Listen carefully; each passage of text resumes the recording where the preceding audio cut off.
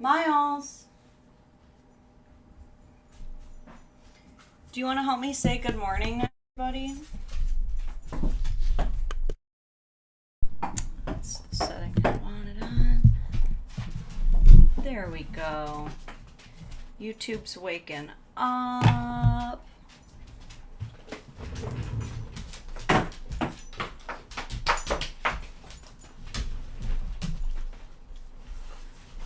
Help me say good morning to everybody, Miles. Parker, do you want to help me say good morning to everybody too? Oh my goodness.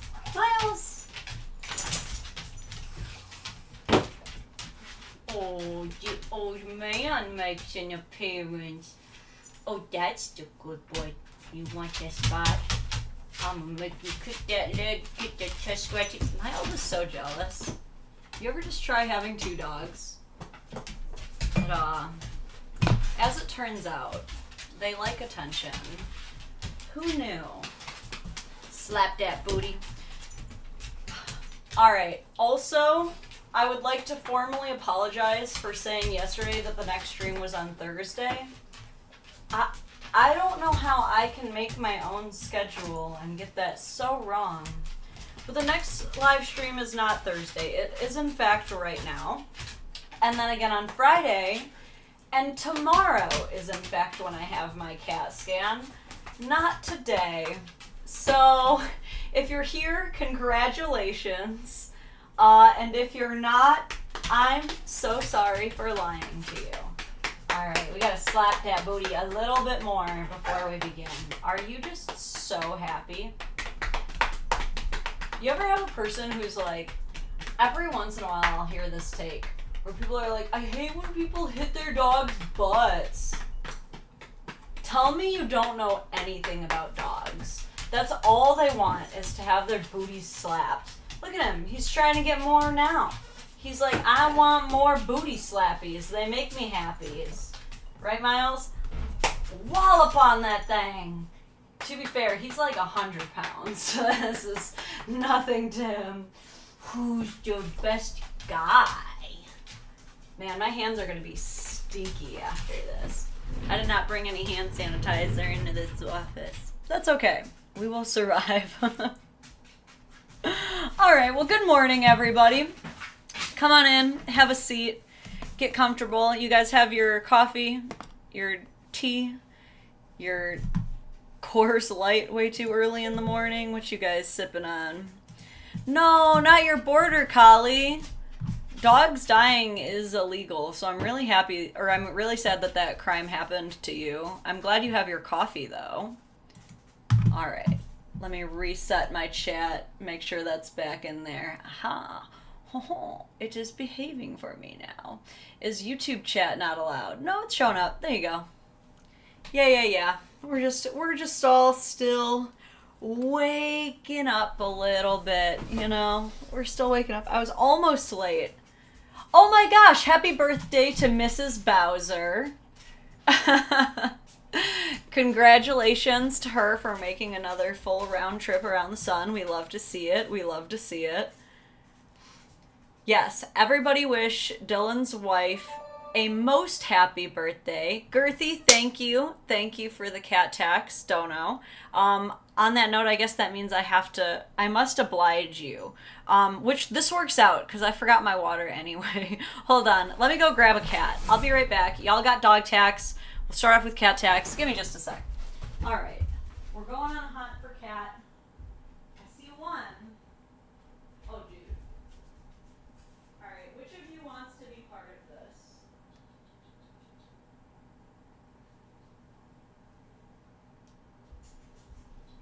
Come here, cats. Let's see if Mochi will.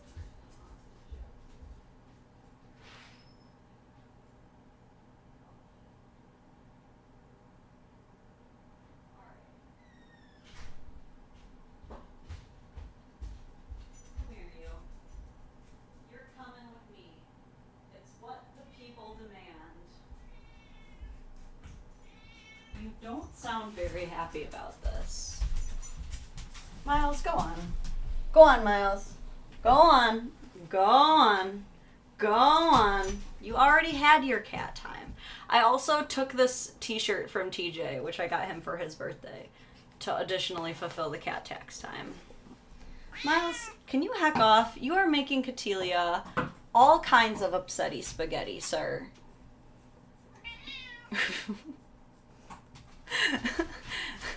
She is like, no.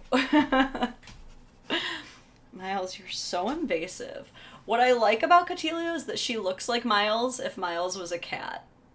Doesn't she? Like, they both kind of have that, like, orange brindley, but on her they call it tortoise shell. I will show you off here. This is our eldest of cats, young Catilia. Miles, you're gonna get booped in the snoot, and there's gonna be nothing I can do for you. Truly, I'm not here to resolve issues between animals. I know it's a completely different world. Did you guys just kiss? I'm so upset that the webcam was not slightly turned more down. Look, I get TJ the best shirts, I have to say. And today I'm gonna steal it for this stream, actually. How does that sound, Catilia? Do you approve of the cat-on-cat action? Alright, we might have a friend for this stream today. We might just. Miles is like, I'm here too. Slightly off camera. Alright. Let me slowly scooch in. Get up on my sit bones here, nice and cozy. Okay. Miles, you're gonna get your shit wrecked. There's nothing I can do for you. Go on. Go on. Go on. What a brat. Okay. So today's theme, we are going to go over a bunch of Am I the A-hole stuff. Absolutely. I have quite a lineup for you. But also, before I get to that, Girthy says, did you hear about the hilarious Chase Bank glitch? A bunch of people committed check fraud because they're too stupid to know that if you don't have money in your account, you can't cash it. Don't even get me started on this stuff. Dude, I think some of you have figured this out by now, but I actually get so triggered about financial dumbassery. I think it's because I was raised by a mathematician and my mom raised me to be smart about money and to understand all of these kinds of things, but like, oh God, I could really get tangential about how I think that it's like an epidemic for our future generations who like are really stupid about money. And if you ever need evidence of that, I recommend the YouTube show Financial Audit with Caleb Hammer. Almost every single episode is about some millennial or Gen Z fucko who doesn't understand that just because a parent helps you pay a bill, that doesn't mean that you don't have that bill or have to budget around that bill. They're just like, oh, but my mom takes care of that, so I don't have to worry about it. Like, an entire generation of people is planning their entire financial futures around this, of like, well, I don't actually have to plan for my life if I can guilt trip my loved ones into cradling me through my adult responsibilities. Again, don't get me started. I'll go nuts on this, okay? There are people on the show who think that a credit limit is the same as like how much money they actually have. Guys, that's so scary. And those people are out there trying to date you. Really think about that. There are people out there in the dating market right now presenting themselves as a decent partner, and they think that your credit limit is just how much money you have. I get very upset. I love Caleb Hammer. I feel his inner rage. I have to really... She's so cute, dude. I'm, like, looking at her right now. I'm like, oh my God, what a precious animal. But I really have to, like, limit how much Financial Audit I watch because I will just rage, dude. Okay, and speaking of raging, I was gonna say, we're doing a lot of Am I the A-hole stuff today, but also... do you guys mind if we start with some partner shaming? Because I came across a little situation last night. Some fresh viral partner shaming. It's steaming hot. You may have already seen it. And I feel like I have to talk about it. Thank you, Spectre, for giving me permission. I live for the approval. So, okay, if you're not familiar with what I mean when I refer to partner shaming somehow, partner shaming is when a person secretly records their partner doing something cringe, embarrassing, something they're not supposed to do, right?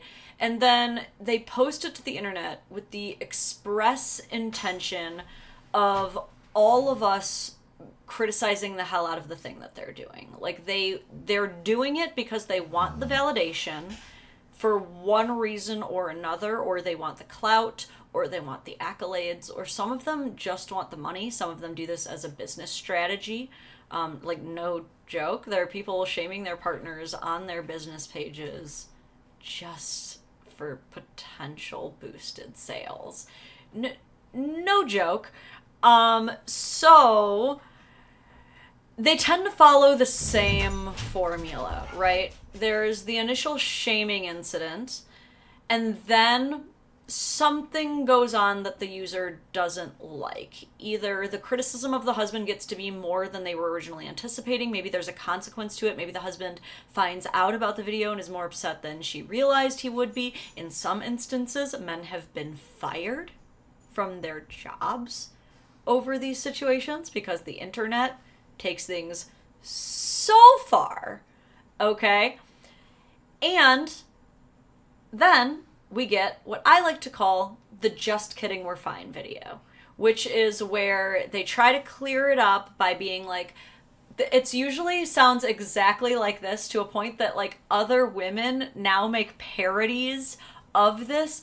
But it usually goes like this. They go, oh my God, you guys are taking this so far. It was a joke. Like, you clearly have never been married before, because this is just what real relationships and real marriages look like. You have tough times and you laugh about it, and like, it's really not a big deal. You guys, he is seriously such a good husband. Like, he does so much for me and for the kids, and like, you guys have no idea. So maybe before making a huge judgment off of one little video, you like calm down, okay? Because we're good. We have like the happiest marriage you've ever heard of. It's like Disneyland in our home every day. Actually, it's like, this is actually the first problem we've ever had. I've never even like, I literally would never criticize him. That was all you guys. Like, I was just posting a silly joke. You guys took it so far.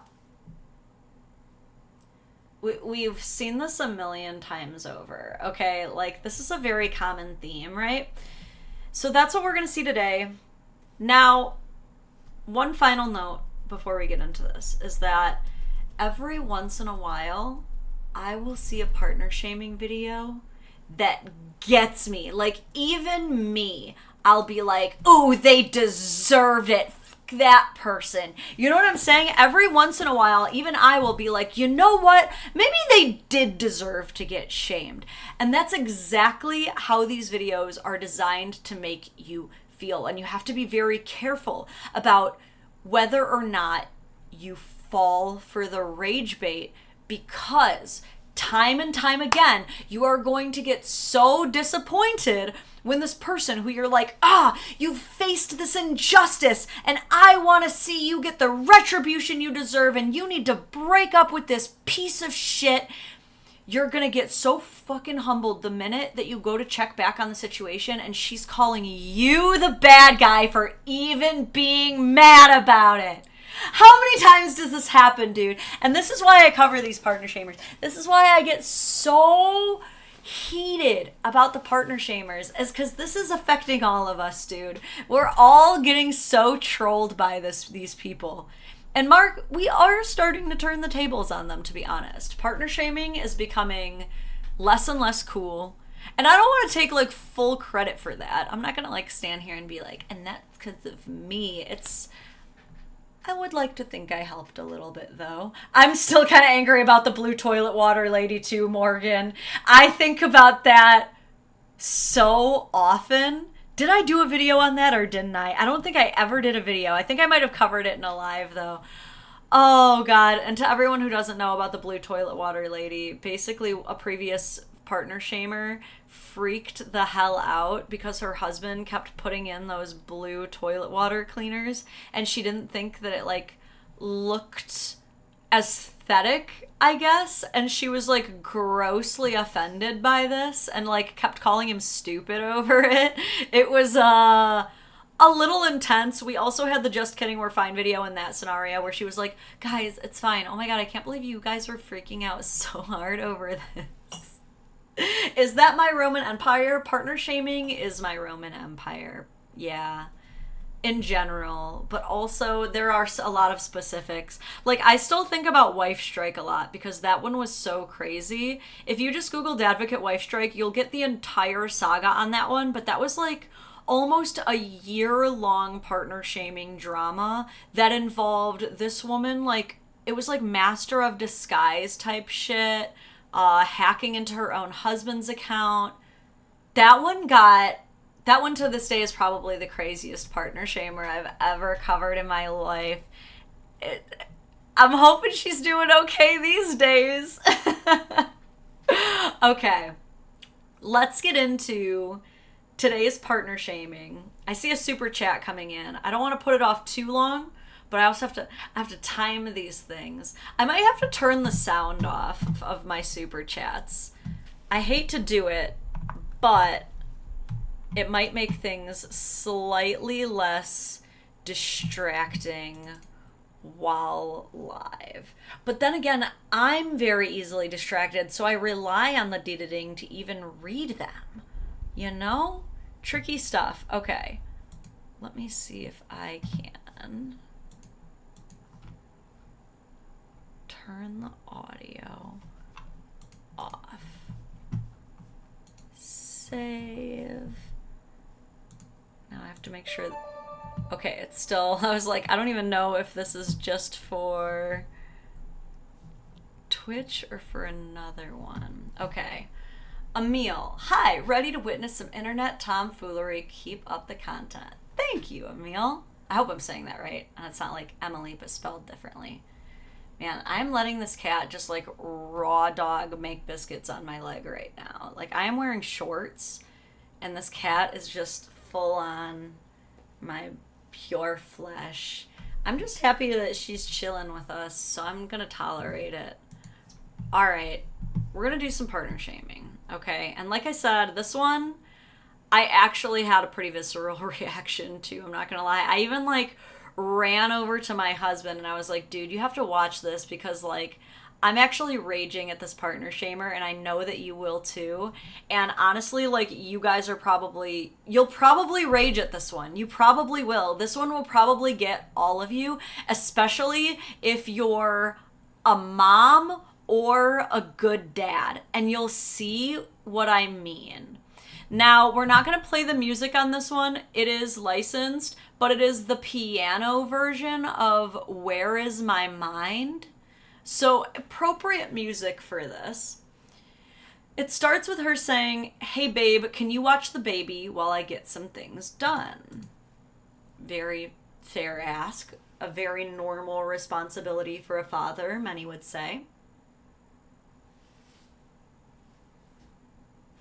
The whole time he has the baby.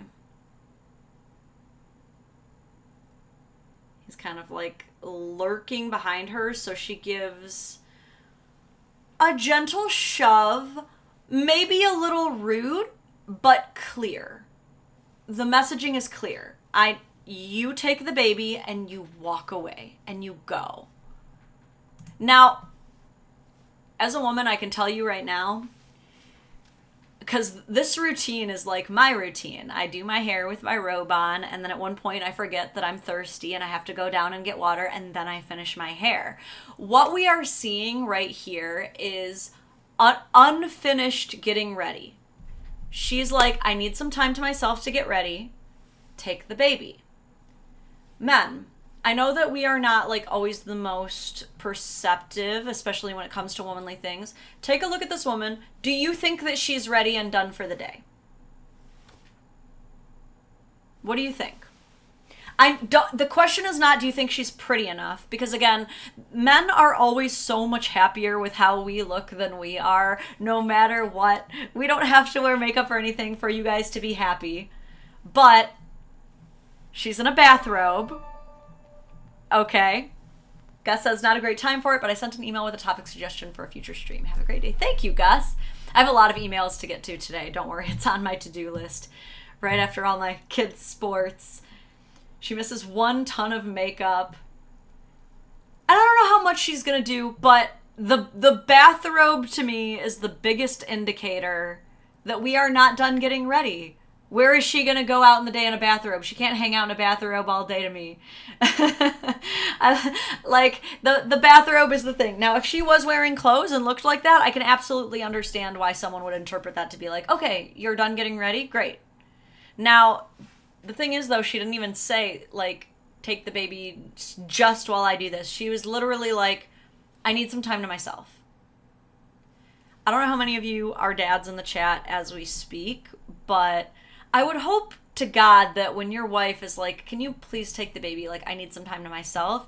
You recognize how she can become overstimulated being with the child all the time, especially at that age when there's probably breastfeeding happening. Oh my God, you get so touched out when a tiny human is constantly sucking on your body, dude. Okay. But anyway, she's not done yet. She just comes to get water, and here he comes again.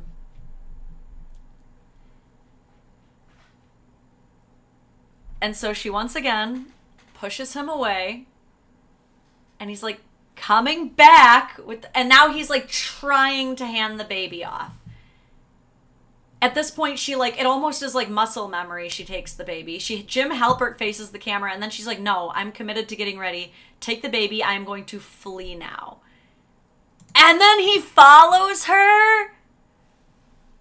Guys, please take notes. This is called being a nuisance. I'm sorry. Like, that's your child. I understand that babies often whine for their mothers more at that age, and it can sometimes feel like, well, this is just the easiest way to get the baby to stop fussing. I'm looking at this baby, guys, the whole video. The baby's not fussing. The baby is perfectly chill to hang out with you, sir. You are 100% perfectly able to hold the baby. If it's staged, I took the bait. You know what I mean? Assuming it's not, because this does happen. This is a thing that I know a lot of women experience, is guys who, again, it's the mentality of like, but the baby just wants you. But the baby just wants you. It's going to be easier if we just like give the baby to you. And they're also used to women who are like, who always want to be with the baby. And so a lot of guys, they just kind of get in this default mode of like, oh, you know, you only wanted me to hold the baby for like a quick second, but now I can give it back. I'm begging you guys to be more cognizant than this. Again, assuming this is not staged, right? And we'll see some more follow-up videos. But really, we can see here, actually her hair does look ready already. I'm amazed that she still needs to curl it. I guess she maybe only did the back ones, but like, okay. I guess there is a time cut, but it really does feel like barely any time at all that he comes back. And like she's very clearly in the middle of doing things. The signaling, again, while possibly a little rude, to me it could not be more clear that she is telling him, take the baby and leave me alone for a little bit. Which is not a lot to ask, I don't think. And I really want to read what Wolf is saying here. As the dad, how are you supposed to bond with the baby or give mom time to herself if you keep trying to hand the baby back to mom? It's it was so agitating to watch because I can't see the excuse for it. Like I said, I showed this to my husband knowing that it would enrage my husband. The whole time my husband was watching it, he's just like, buddy, what are you doing? You know, like, my husband is practically like, he's out there like a fucking football lineman, you know, or like playing defense out there. Like, baby comes to bother me while I'm working and he's like, nope, not today. Like, so it's really hard for either of us to understand these guys. And we have to admit that there are guys like this out there. I'm not one of those people that's like, oh, why is every guy like this? Or like men these days. But there is a subsection of men who just, I don't know if it's just that they lack the paternal gene or what, but like when I watched this, it was one of the few times in my life that I thought like, this really feels like weaponized incompetence. Because we know, I can tell just by looking at this man that there is no reason that he can't watch the baby. Right? I don't see any physical reason or any like emergency, you know. Now there's a lot of context we don't know. Maybe he was trying to get ready as well. My positive intent assumption is that he was free to do it and was still choosing to be difficult. And when that happens, aggravating. Now, if that's not what happened, if this was a kind of edited, pieced together mechanism of a video that's kind of designed to make him look less competent. Let's say that this was stretched over a 3-hour window or so, and these were just occasional visits where he just came in just to coexist, just to do his Labrador perimeter check. You know what I mean? If it's not an urgent thing where I absolutely cannot be disturbed, let's say I'm on a call or something. If I'm not on a call, yeah, my husband will absolutely just pop in just to check on me and see how I'm doing. And if he happened to have to be holding a person that cannot hold themselves, very likely he would pop in with whatever human is attached to him. You know, it's, to me, if she did compile this in a way that it is not the way that we all are interpreting it, or at least majoritively interpreting it, we're at 500,000 likes. That's multiple millions of views. And obviously, if we go take quick scroll through the comments, now let's read the caption too. Never a break, which in the mom world, you know, that's not a joke. It's not a joke to say that you never get a break. That's a cardinal offense in the motherhood handbook. But I can see that she's kind of trying to play it off as like a joke by saying dads and funny. But again, this is also, if this is a joke to you, God, it's just annoying that you have to do so much double time and overtime here to help build the narrative that men are these stupid, incompetent, bumbling weasels who are just incapable of taking care of their own children.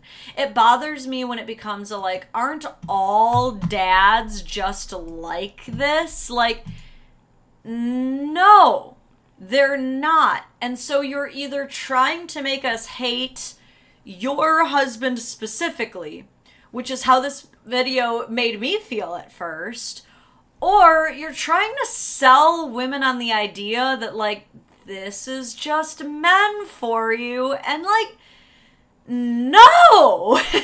No, and obviously no, because I wouldn't get so angry about this if I didn't obviously see this to be unreasonable, abnormal behavior. So this takes us to the next video, because enough of you are saying like, well, isn't it a joke? Isn't it a joke video? I always, whenever I see videos like this, I always go to the profile to just get kind of like a vibe check and see, like, okay, do we have satire in the profile? Do we have humor in the profile? Do we have comedy in the profile? No. What this is reading to me is typical mommy wannabe influencer, right? And when we scroll through, we really are not getting, like, trolling as the usual. That's the thing, is if all of the videos are satire sketch videos, I usually don't even touch them. But this is a mommy wannabe influencer who is trying to do, like, day in the life of me stuff. And so this is leading me away from the whole, like, this was all done on purpose. Not impossible. Not a 0% chance. But let's watch these next couple videos and you tell me the vibe that you get, because we do get the Just Kidding We're Fine video. She does get very annoyed in the comments at everyone who dares to suggest that her husband is an asshole.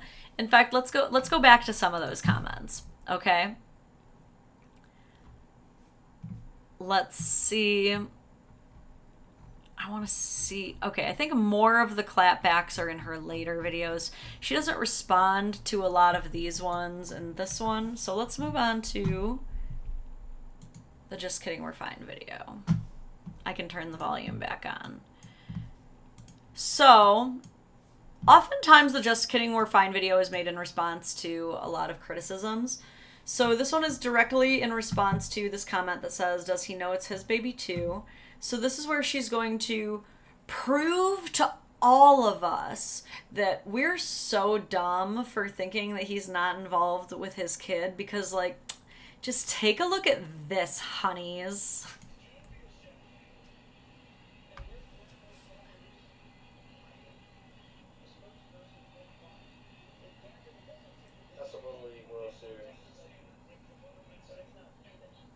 Damn, this really proves that he's an involved, active father.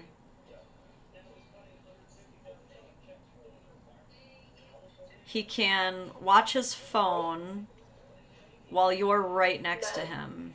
Yeah. Is that your baby? Whose baby is that? I don't know, I just found it when I got home. Damn, for real? Yeah. Okay, so they're being funny. Taking care of it like that? It's my baby. Oh, okay. Just making sure. She wants to hang out with me more than any of y'all, so. Oh, okay. Jim McMahon. Just making sure. She's so annoyed with all of us.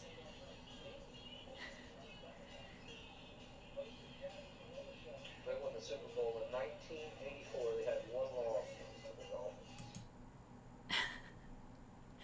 So obviously this is cope. Like, this is just pure cope right now. You can tell from her RBF that she is so irritated with all these people who would dare suggest that the man she chose is not an active and involved father. Ma'am, you literally orchestrated and compiled an entire edited video designed to make us think that he is an unactive and uninvolved father who has to be, like, begged and pleaded to give you any space. I don't understand why women want to get so mad at us, the audience, for doing exactly, like, we understood the assignment. I don't know what else to tell you. You put this video out there being like, I literally can't even get ready for the day without my husband being up my ass and refusing to hold the baby. Did that video give us any other perception? Is there truly any other way that that could have been interpreted than I'm very annoyed with my husband right now? He is not helping me. Etheria says, I used to sit like that with my daughter watching TV. Ex-wife left me because I was not paying attention to her and only loved my daughter, she claimed. Yeah, by the way, this isn't me saying if you just watch screens with your kid that you're an absent parent. It's just that if you're trying to now prove that your partner is actually like super involved and the last video was like grossly exaggerated, a minute of your husband just watching his phone while the baby happens to be existing with him isn't going to do that. Also, a whole other rabbit hole of women who get jealous of their own children. Ew. So we have that, but obviously that's not enough to prove to the world that he's not an incompetent husband, because it's not. What would help, and what none of these partner shamers seem to ever have the fucking balls to do, is if you actually came out and said, hey, I actually like kind of staged that video. Yeah, he actually did watch her for a really long time. I don't know, I just thought it would be good. Actually, that happened one time, and TikTok took this one down. So it got deleted. It's still on my Patreon, but there was the Peloton mom. There was a partner shamer who makes this whole video about when you ask your husband to watch the baby for 30 minutes so you can do a Peloton workout. And you watch her start the Peloton, and then right after it clips to the husband bringing the baby in, and she's now holding the baby on the Peloton. Enraging, right? Like, Jesus Christ, why would you ever hand the baby to a woman on her Peloton bike? Well, guess what? She got so fed up with everybody being so upset at her husband and talking mad shit about Todd that she makes this video saying, guys, that video was so exaggerated. It was just meant to be funny. Like, he only came in at like the last minute. Like, I got the whole workout done. That was just like at the end. And it's like, okay, but no one's gonna see this video. Your last video that made Todd look like an absolute a-hole did go viral. Your explanation is never gonna go viral, though. People already hate your husband. You can't put the toothpaste back in the tube. Okay? But at least she tried. At least she had the audacity to try. And she ended up deleting all of those videos, by the way. Like, just, she couldn't take the embarrassment of any of it. Lesson learned for those of us watching. But most partner shamers think that just like posting some general B-roll of them holding hands will be enough for us to forgive their transgressions. No, when you make content that is designed to show your audience on the most popular social media website in the world, and it's designed to make your partner look very hateable, and then we hate your partner, you don't get to get mad at us. You don't get to be mad at the situation that you created for yourself. You literally were like, I want to make a video where we call out my partner on being an asshole and they get dragged to oblivion. It feels good for a little bit for these partner shamers. They get to feel a little bit vindicated. And then once they realize like, oh shit, this is really going to hurt my partner's feelings and reputation and damage the trust that we have in each other. You know what's going to solve all of this? B-roll of us tolerating each other's existence. That will convince everyone that he's actually a god, and I will have no consequences from this. That's the mind of a partner shamer. So I want to show you guys this one last video.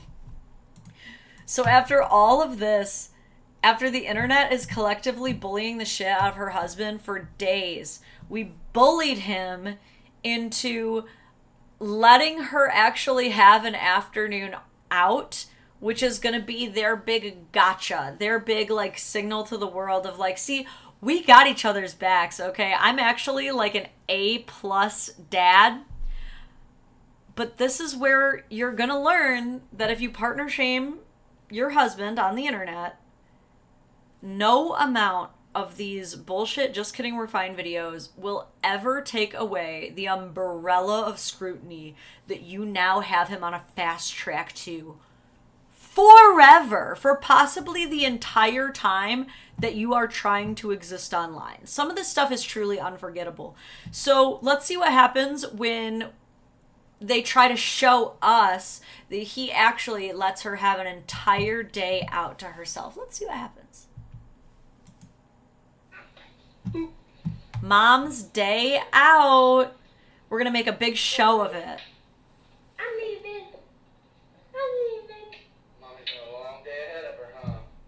Mommy's got a long day ahead of her. Now, we don't know what time they started recording, but I want you guys to just kind of pay attention to, like, the sun setting, like, as much as you can decipher from the atmospheric changes to determine this long day. And the reason I'm stressing this is because they're stressing it. Because they're making it weird. Because they're making this big show of, like, I'm a great dad. I'm giving her the entire day to go out. See, you plebes, you don't understand how good of a dad I am. Gonna go get some Dutch bros.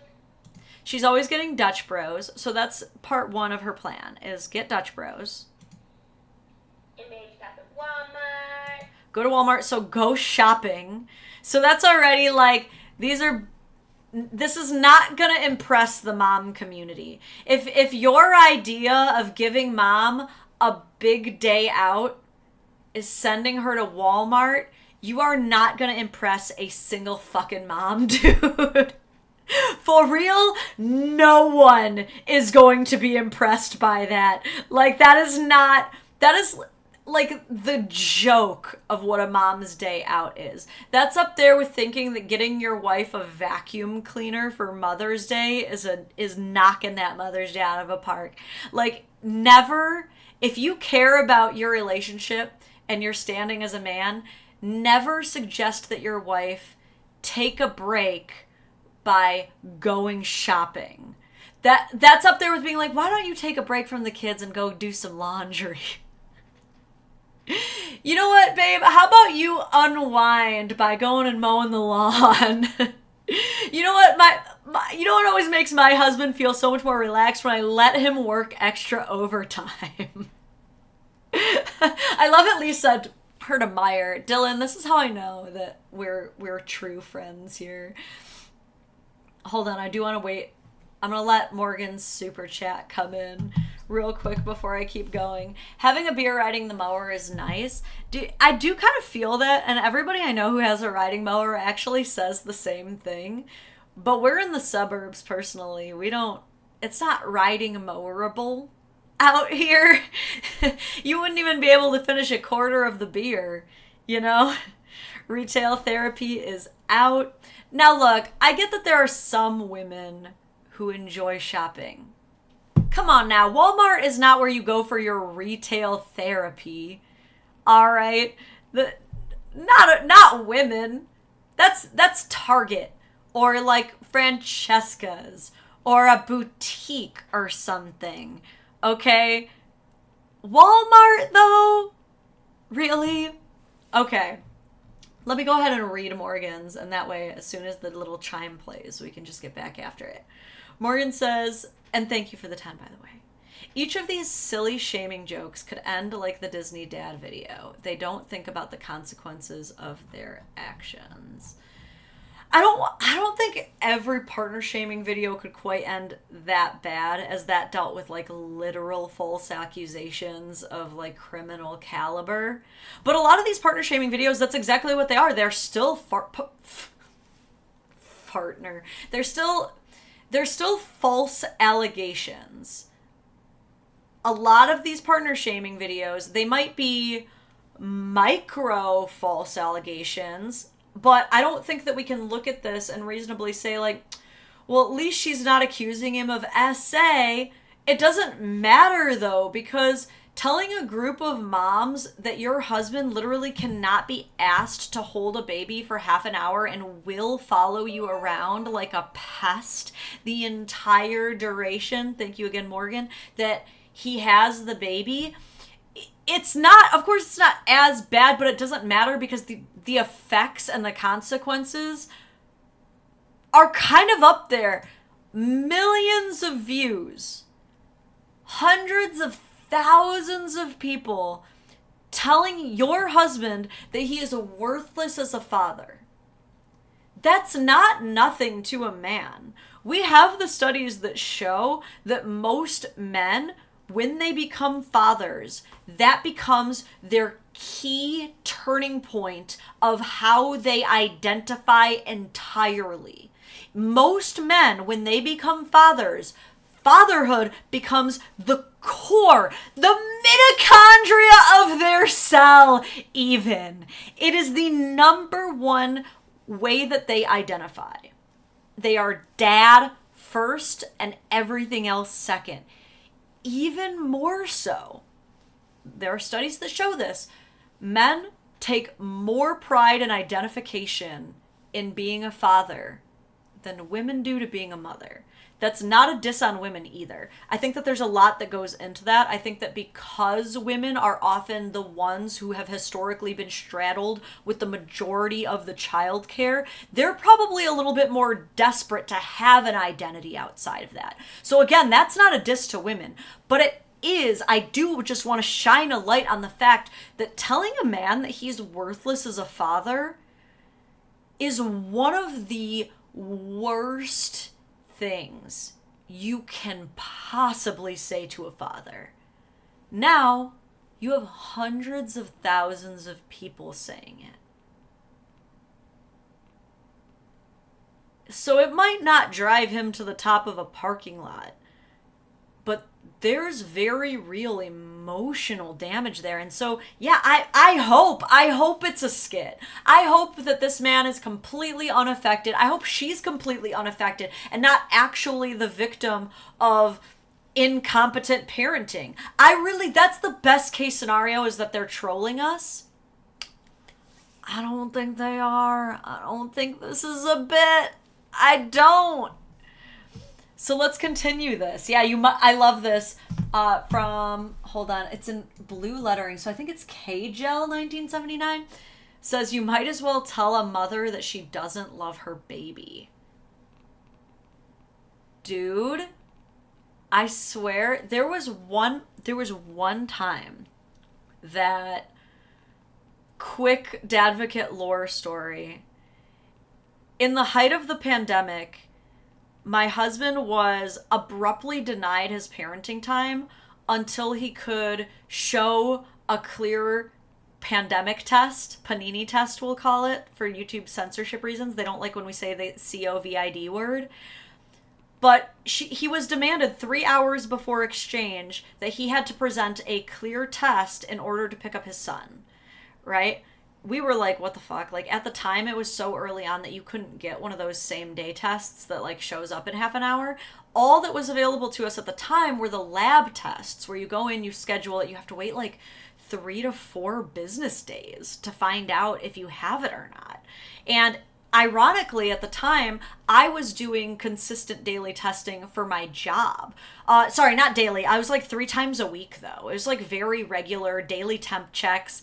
And I did have a recent passing test. And I offered to provide that. I was like, well, look, he doesn't have one, but I have one. We're in the same house. Can we get the kid? You're like, I thought we were good. I was like, oh shit, she doesn't realize I've been testing all the time. We're good. We were still denied seeing the child. Okay? The timing was still denied, which, by the way, legally, the pandemic was not a reason enough to deny parenting time. In every single state, you couldn't, it was absolutely, oh my God, why can I not think of the word for this? It starts with a C, contempt. You would be held in contempt of court if you denied parenting time based on the sickness situation. Legally, there was no recourse for that, so it was not allowed. Now, as you know, contempt doesn't do anything, right? It doesn't. So we decided that we would simply be intellectually consistent, right? So, the next time that she came for an exchange, I said, well, do you have a negative test for me?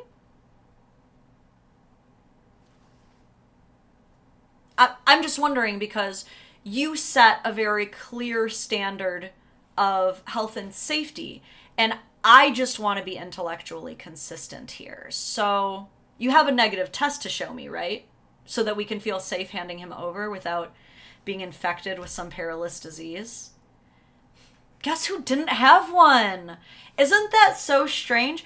And this person had just come back from Universal Studios in Orlando, Florida. So to be fair, asking for one was even less out of the question because Orlando was the hotbed of this disease. Okay, and now this person asks me, this mother asks me, do you really think that I would put my kids in danger? And I said, well, going to Orlando in the middle of a panini is kind of inherently doing that, isn't it? Why did my stepson tell me that she had a paper bag and was like convulsing at home, telling her husband, she told me I was a bad mother? If that's what you took out of it. I didn't say that, though. It was so funny because he was like, well, I know that wasn't true. I'm like, yeah, because he'd be like, listening to everything. So yeah, I know exactly how people react. If you even slightly make a suggestion that they could interpret to mean that they're a bad mother, they'll be breathing into a paper bag. I'm afraid she's gonna come over here and beat me up. That was legit sad. Now come on, I'm 4'11". Alright, I know I trained jujitsu, but you did not go home and tell your husband you thought I was gonna beat you up, girl. Come on. That was one of the funnier moments in life. But yeah, one does not simply tell a mother or even suggest to a mother that she could have maybe even done a single thing wrong. You're gonna have the paper bag hyperventilation, dude. They can't handle it, all right? But yeah, let's just go ahead and tell a dad that he's useless. Casually. Because it's a joke. It's funny. Who knows where the day might take me, huh? And again, she goes, who knows where the day might take me? All they knew was that they had to make this video to prove to the haters that she gets out. She's an independent woman and he obeys her, right? That's all they knew. She didn't even have a plan for this day. Literally, she doesn't even know what to do with her day. Doesn't matter. That's not the point. The point is proving the haters wrong.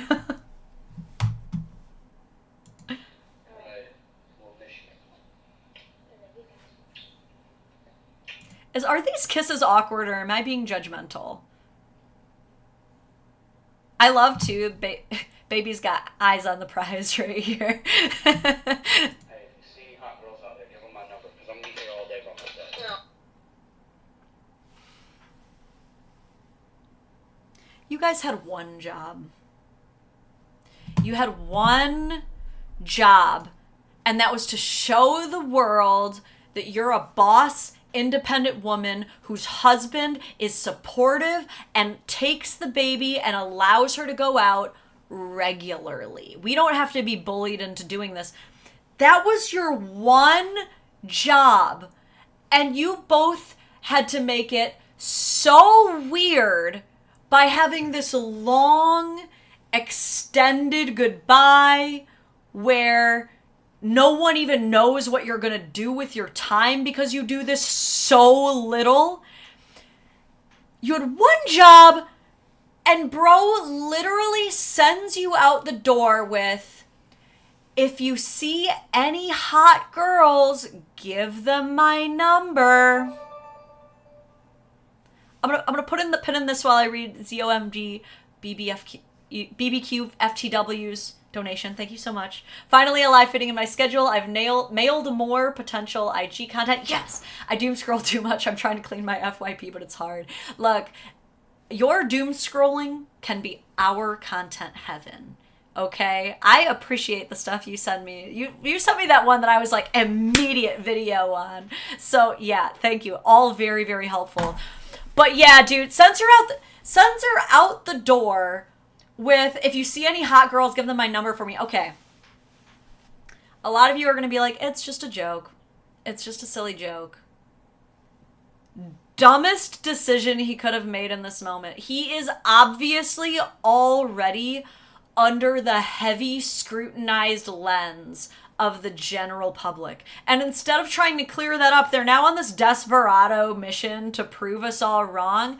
And they're going to do that by having him do like one of the most insecure dude moves ever.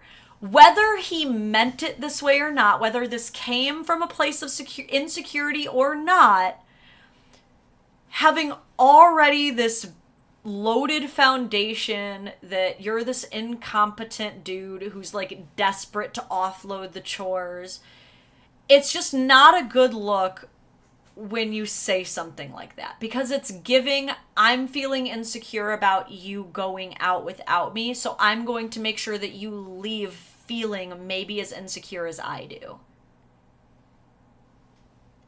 Is that what he meant to do?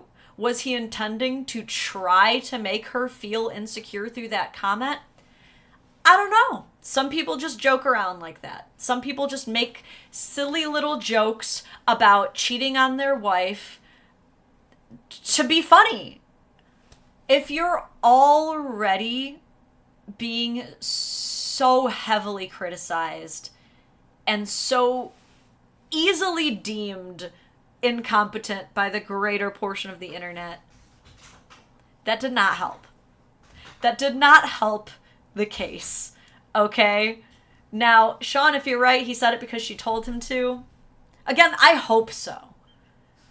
I hope that these two are just these extremely gifted Andy Kaufman satire masterminds who have just created these characters. God, I hope. But if not, this is some of the cringiest cringe I've ever seen. If it's scripted, they're geniuses. Grand attention to detail. They do the most with all these details. If it's scripted, God, are they just rage bait entrepreneurs? I don't know if it is. Caption, she loves her daddy. We got the cope. We got the cope. Oh God, sorry. Okay, let's get us back to it, because look, there's more I need to point out about this video, okay? So he's like, give my number to hot girls. That's always a funny line. It just slays them, slays the day away. Girls out there, give them my number, because I'm going to be here all day by myself. Aww. That way we can have a sitter. Bye, I love you. So, alright. One thing I need you guys to be aware of. What's the baby wearing? We got a bib, right? Mom's got a long day ahead of her, right? That's what we've been led to believe. How long should a bib stay on a baby? What do you guys think? How long should a baby be wearing a bib for, typically, in a day? Till you're done feeding it? Okay. Like 10 minutes? Yeah. Okay. I agree with you, Toasty.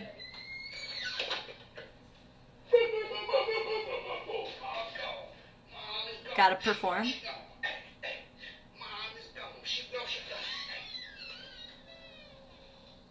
good. Alright, I'm back. As soon as she pulls in the driveway. Did you guys have fun? How much time has passed? Do you think that she had a long, full day ahead of her? It does not even look like we're late into the afternoon, to be honest. It doesn't look like she had a very long day. Don't worry, we're almost out of this cringe. The angle of light, it's not giving much time has passed. Now, it looked like the morning was maybe still golden, so like it might have been early morning, maybe sun rising around like 8 a.m. I don't even think we're like past noon or 1 right here. Did she get a nap? We didn't answer the nap. What's this? What are we doing here? Has the baby been changed once? Why are we still wearing a bib? Freedom Fiend, thank you! Not only do men redefine themselves, but sustained exposure to a pregnant woman and newborns alters adult men's brain chemistry. Fatherhood literally rearranges our brains at a cellular level. Yes! That's actually, there's a lot of truth to that. And I think that this is also why it's really important for the father to be around the pregnant mother, if possible. Obviously, if he is unfit or unsafe, that's a completely different story. But even when you're not together, I think it's really important for the father to be around. Because I've noticed that they say that, you know, a woman becomes a mother when she learns the baby's growing inside of her. A man becomes a father when he holds his baby for the first time. I'm sure a lot of you will disagree. A lot of you will be like, oh, no, I was a dad the day I saw the 2 lines on the stick, same as her. A lot of you will agree with that, and I respect that. But I do think that there's something to the fact that, you know, seeing is believing. And men don't have a little hiccuping body circling around inside of them. They can't feel it the same way. And so if a man is not involved in the pregnancy, I think it's possibly up to 10 times easier for him to become a deadbeat or absent father. I really do think that there's a lot of truth to that. And I think that the earlier you get involved and the reality of that fatherhood sets in, and you're able to kind of embrace all of the different oxytocins and chemical reactions and that skin to skin, you're gonna be a more connected father, honestly. So she gets home 20 minutes later.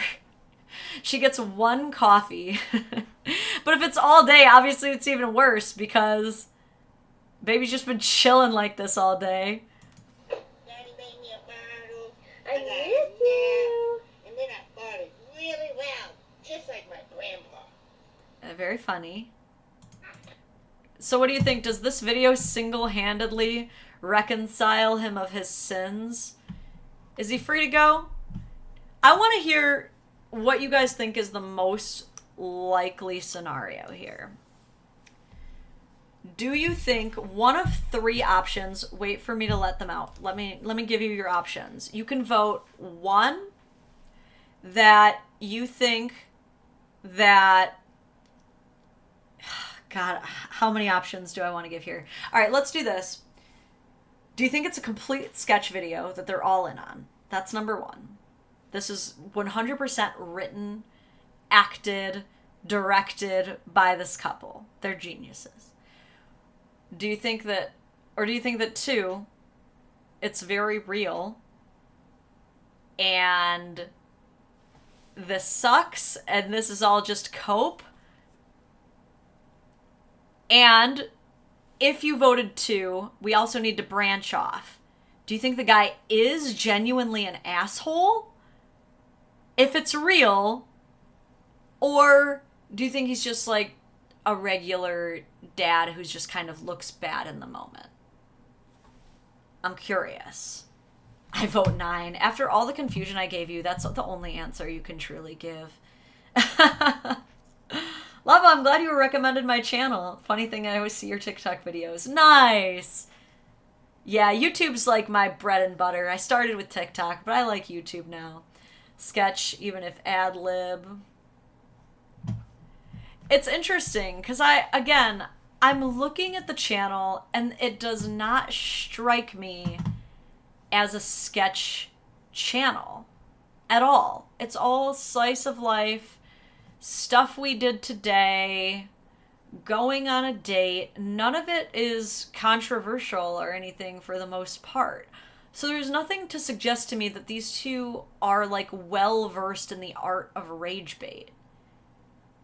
That's why I'm leaning more toward, I think she was honestly pissed off, honestly just made this video to vent, had no like intention of this blowing up or anything, and it just kind of got out of their hands. Victor B says, you're kind of proving it is a staged skit, one where each segment is shot moments apart. Hence why time didn't move and the baby's outfit is the same. But I think you guys are, like, underestimating how vloggers live their life. What she is versed in is daily vlogging. She just films throughout the day and then orchestrates it into a vlog later on.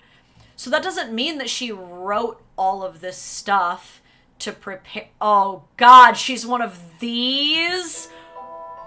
Why does anyone... Oh, she's at the store.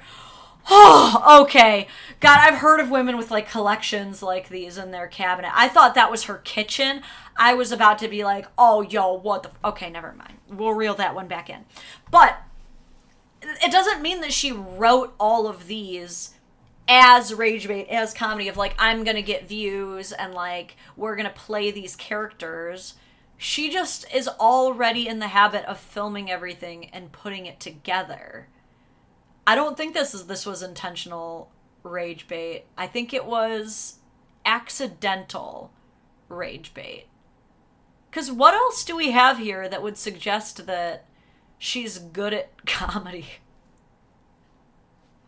I don't know. I'm not seeing anything. It seems like she just drinks a lot of Dutch Bros. Exists. I don't see anything else controversial. I think she, honest to God, just, like, is trying to blog and have a cute little vlog channel, and honestly thought that people would just be able to have, like, this relatable moment of, like, oh, God, aren't all husbands just like this? And was not ready for the controversy. What did Raven say? Why didn't she include her day away if not staged? Because she didn't do anything. That's what I honestly think. Now, here's the thing. This is her day away, right here. She's wearing the same outfit. Hold on, let me move this over a little bit so you can see. Look. Here's Mom's day out, where we didn't get to see the day away. But here it is. But she didn't do anything interesting. We're at Dutch Bros. All she did was go to Dutch Bros, as she always does. That's literally all she did. That's the reason she didn't include it. You know? Because the point was not for her to go out, you guys. The point was for them to prove to their audience that she's able to go out. Do you see what I'm saying? Her audience was convinced that he keeps her like a domestic slave, like a prisoner, like a milk machine, like that song that all the feminists have as like their anthem, that like servant, mother, maid, you know, nurse and or virgin and I don't remember all the lyrics, but it's like that song that's like, they think that like all women are trapped by their husbands. And she was getting all kinds of comments like this. People were like, dude, like, you need to get out. Like, he's got you trapped. You're just a bang maid. All this stuff. And so the video does not exist as an actual, I got out of the house because I have a plan and I have things that I want to do with my life. She doesn't. If she wanted to, she would. Wouldn't she? If she wanted to, she would. Okay? She didn't actually have a plan. The only plan here was to prove to you guys that she could go out if she wanted to. Had nothing to do with actually, like, having something to do. There was nothing to do except to prove that her husband's not this diabolical monster like you all think. You guys have it all wrong. Classic partner shaming, dude. She's the ablest of stepping out. Do I want to show you guys these text messages, or do we want to do... Let's get into the story of the day. We'll get into the story of the day after this. I forgot to get my drink. Oh, I still have some chalky milk, though. That protein drink. If he would have pressed her, she wouldn't be allowed to post all the videos. Look, the audiences of partner shaming videos do not think that far ahead, do they? Initial thought, she went out, gassed up the car, got coffee, and came back. It really didn't look like much happened at all. I don't even think she went to Walmart. I do think that it was one of those situations where, like, he probably just kind of accidentally got used to her doing it, and the conversation wasn't had yet. You know, the baby's still young, they're clearly first-time parents, and the conversation was not yet had of like, hey, do you ever notice that when you have the baby, you kind of default to giving back the baby? And that might evolve into a deeper thing of like, well, I only do it because you've expressed so many times that you feel bad being away from the baby, so I feel bad keeping you away from the baby.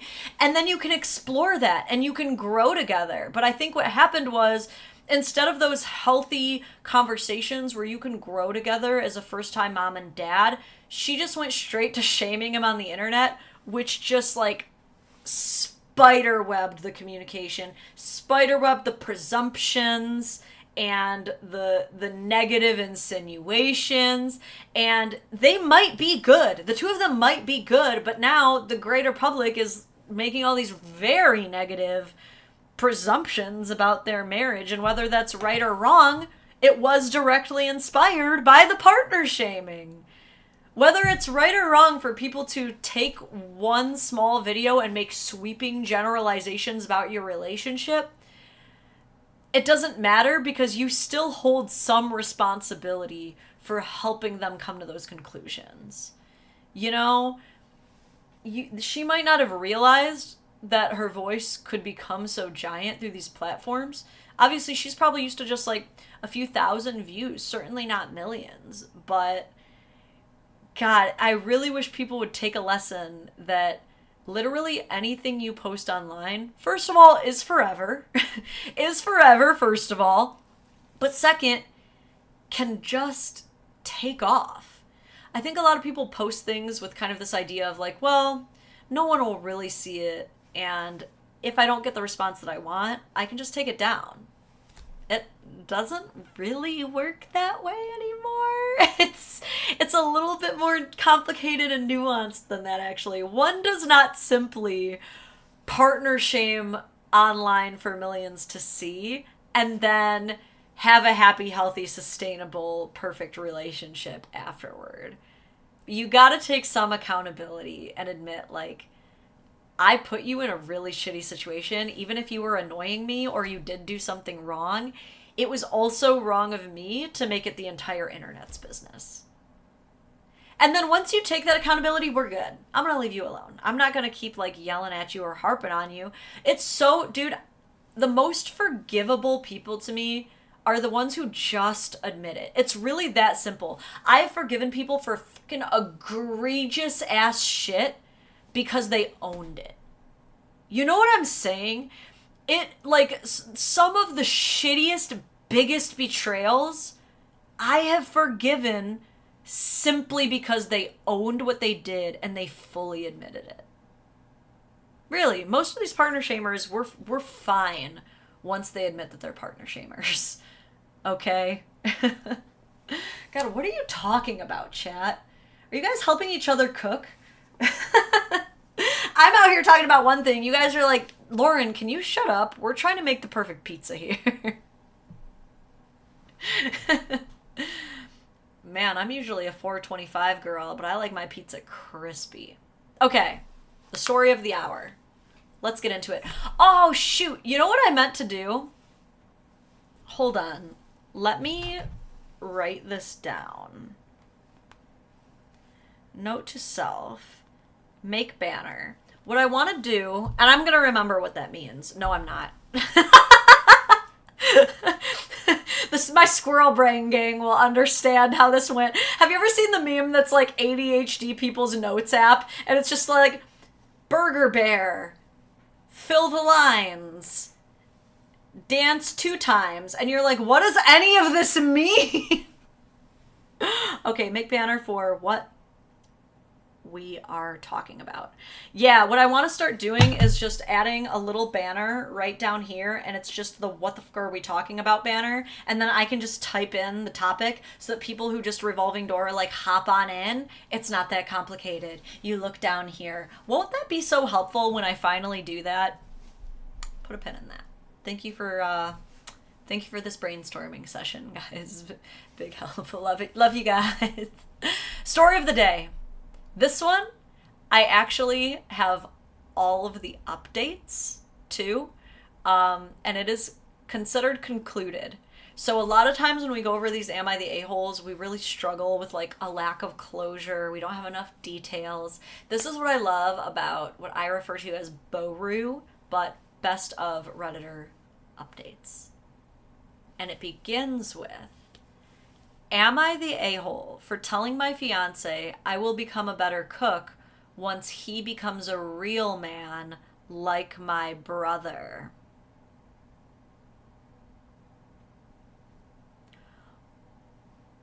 What in the Lannister twins did I just read? I'm sorry, what? Do you know how quick Reddit is to like leap at the jugular of men who try to compare their wives to their sisters? It is immediate, like, incest, fucking ew, brother, like immediately. But when a woman is like, I don't know, my brother would never do this, it's kind of like, yeah, he needs to step up. Ooh, marry your brother then. Raven's Padawan, I love your comments. That would lead me to divorce her. Yeah, I can't imagine it's very good. Let's read this. My fiance, a 25-year-old male, proposed to me, a 24-year-old female, last month. We've been dating for 4 years. My fiance loves his mom's food, but annoys me whenever he says I should cook like her and open up my cooking repertoire. I have told him many times before that I don't like the comparisons, but he doesn't stop and keeps talking about his mom's cooking. It makes me very insecure, and I feel sort of worthless because I try my best every time I cook for my fiance. We're gonna pause here. I think we can all admit, kind of an a-hole move, okay? It's perfectly fine to miss your mom's food. There's a lot of my mom's cooking that I still think about, and I'm like, I've been meaning to like grab the recipe on that. Like, there's a few things that my mom just makes like so well, you know? I wouldn't, God, I don't even think, I've dated guys who just don't cook. I've never once thought of being like, you know, this isn't what I'm used to. But it's like almost especially egregious when you're a man and it has to do with like cooking or cleaning. It's like people are just waiting to slam the "you're a misogynist" button at that point. You gotta be really careful when you're a man and you're setting hard expectations for cooking and cleaning with your woman. Girthy says there are 3 things you never say to a woman. You never tell her you're acting like your mother. You never talk about how hot her sister is. And you never tell her to calm down.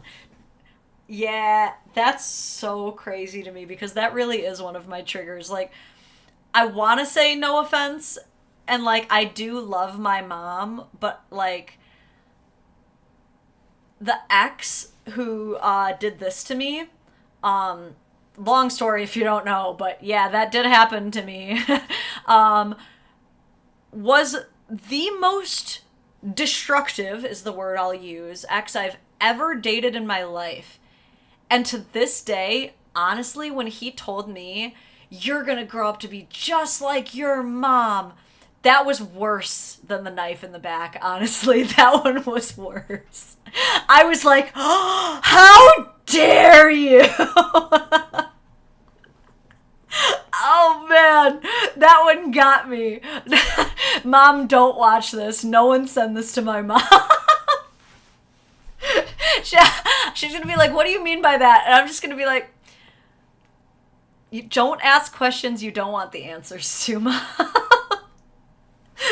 But Girthy, you're right about that. Yeah, dude, you don't... it's totally fine to be like, oh man, like, I miss my mom's cooking, but like, like, as a man, you're perfectly capable of cooking as well. I'm not saying your wife should never do nice things for you, but like, if there's a recipe of your mom's that you really like, what is stopping you from learning that recipe, my guy? You know what I mean? It's honestly the same thing that I had to tell my mom when she was like, you know, I love your dad, but he's just not the manliest on the grill. He doesn't make the pork chops the way that I like them. And I'm like, then why don't you make them the way that you like them?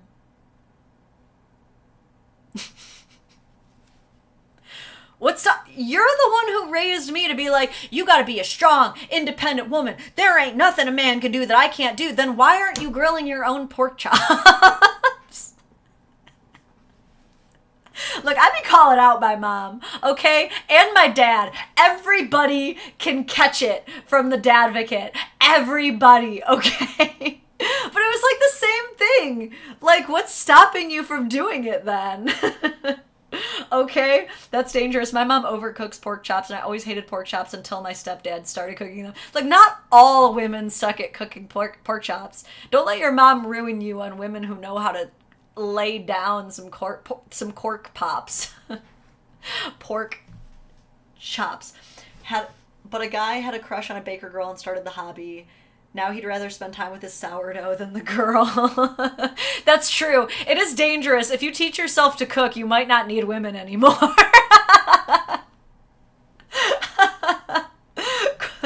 Cork pops. I just take a bunch of old wine stoppers and make the most disgusting popsicle.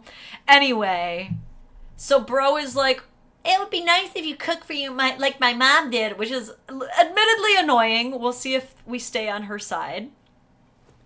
She goes on to say, well, a couple nights ago, I sort of snapped. My fiancé has always had a thin physique and has been insecure about his body. He always asks for reassurances from me that I find him attractive, which I always give him. However, a couple nights ago, when he asked me to cook like his mom again, I said that I would become a better cook once he becomes a real man like my brother. Oh, so she did mean that physically. That's not about his character. She's directly referring to her brother's caked out body. I'm upset. I got the ick. The ick has flooded me. Every hair on my body is standing up. It is like we are about to sing the national anthem on the hairs of my body level right now. The cringe is running down my spine like a current, a deeply unsettled current. She continues. My brother served in the military. He's built differently than my fiancé. He has a muscular build with lots of tattoos, while my fiancé is skinny and works in IT. She wants to choke back her brother, dude. She wants her brother as deep inside of her as her sibling can go. I need to rock back and forth. I need a life alert. I'm very sad.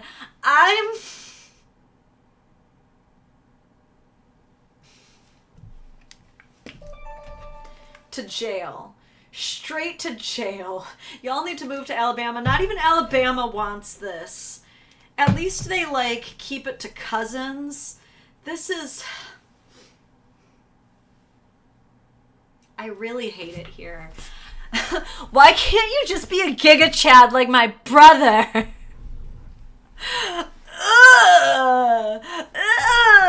I needed to punch the wall. Here's banjo music playing. I need an adult.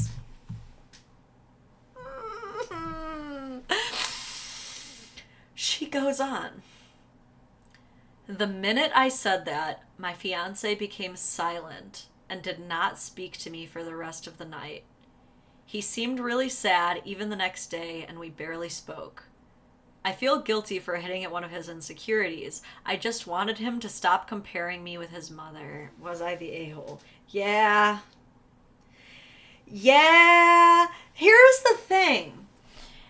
I think she would have had a really valid point if she was like, yeah, I'll cook more if you do more of the housework like my brother does.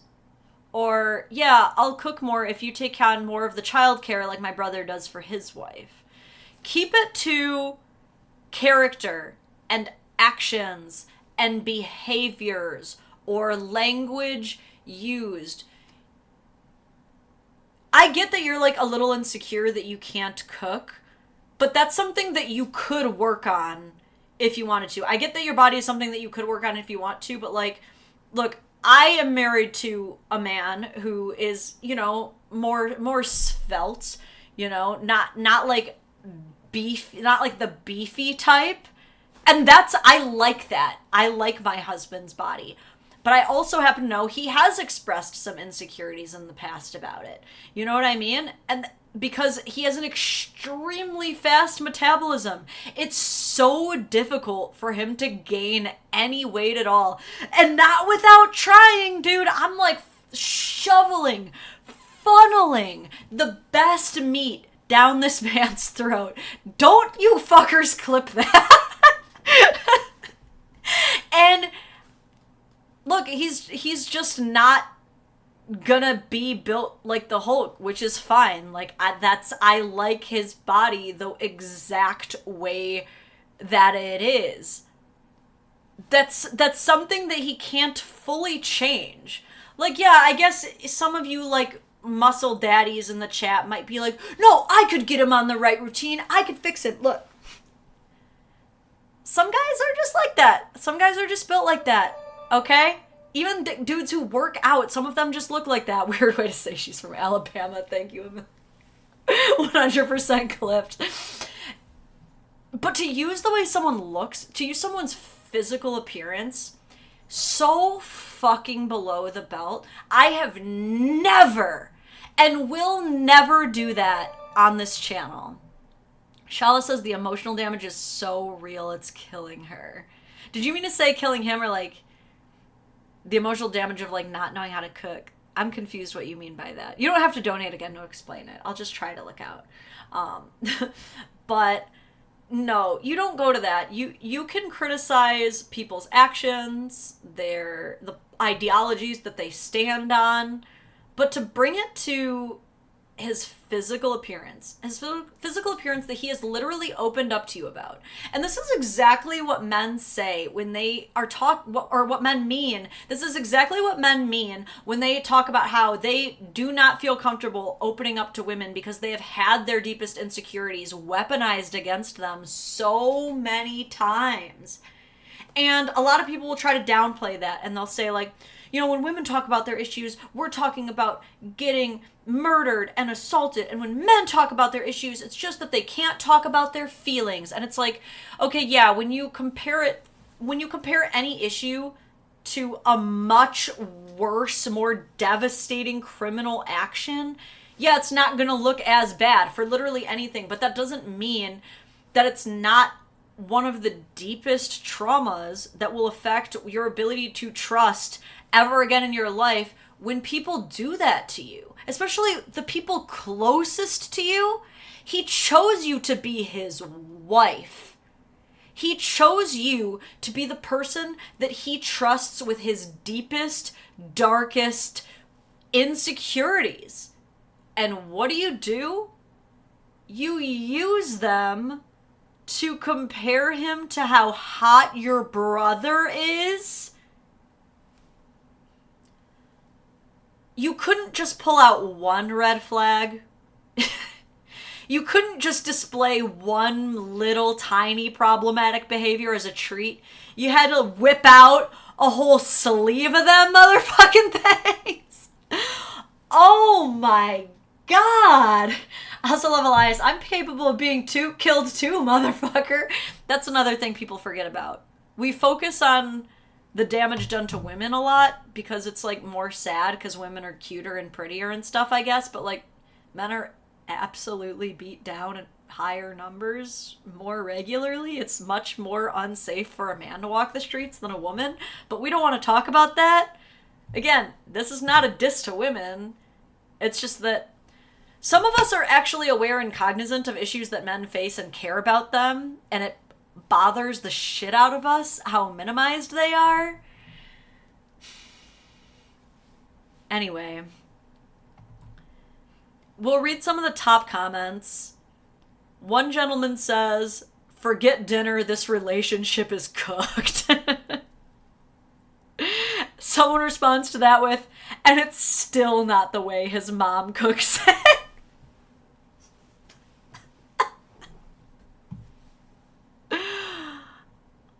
Oh man. Update 1, a day later. Small update. I do realize I was wrong. I just snapped at the heat of the moment. My fiance and I spoke at length just now, and what I said a few nights ago has really affected him a lot, which is not what I intended. Yes, the fuck it is! Yes, it was! That was 100%. What else could you have possibly intended? Even in the post that you wrote a day ago, you admitted that you knew it was his biggest insecurity. You admitted that your own insecurities have been bubbling up and boiling over for some time now. This is first degree weaponized insecurity, dude. This was not something you just happened to think of, or like you brought up how Jack, your brother, is forgetting that he was insecure. That was so fully intentional. Raven says, not only is she the a-hole. Sorry, let me scroll back up. She weaponized his insecurities. She's garbage. You're garbage, dude. I didn't intend it. You literally intend it.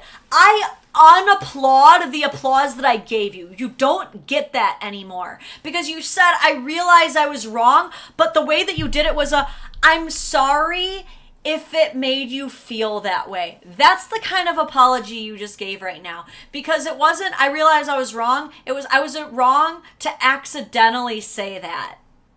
You were so close. You were so close to having my forgiveness. Like I said, I have forgiven some egregious ass things. If you just own it. If you just own what you've done, we're all so much more likely to move past it. But to say like, okay, it was messed up of me to say, but like, I didn't even mean to say it. Like, I didn't even mean it that way. Like, when I said, I'll learn to cook when you get hot like my brother, like, I meant that to mean, I don't know, explain it. Explain how you meant to mean it then. What else could it possibly... I'm really good at playing devil's advocate. Like, I can usually do some kind of mental gymnastics to try to understand where someone's crazy bullshit take came from. In this moment,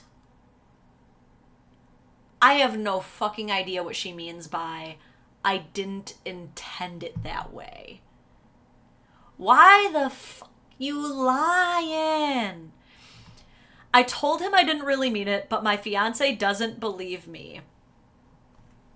Because he's not an idiot. Because you married a smart man.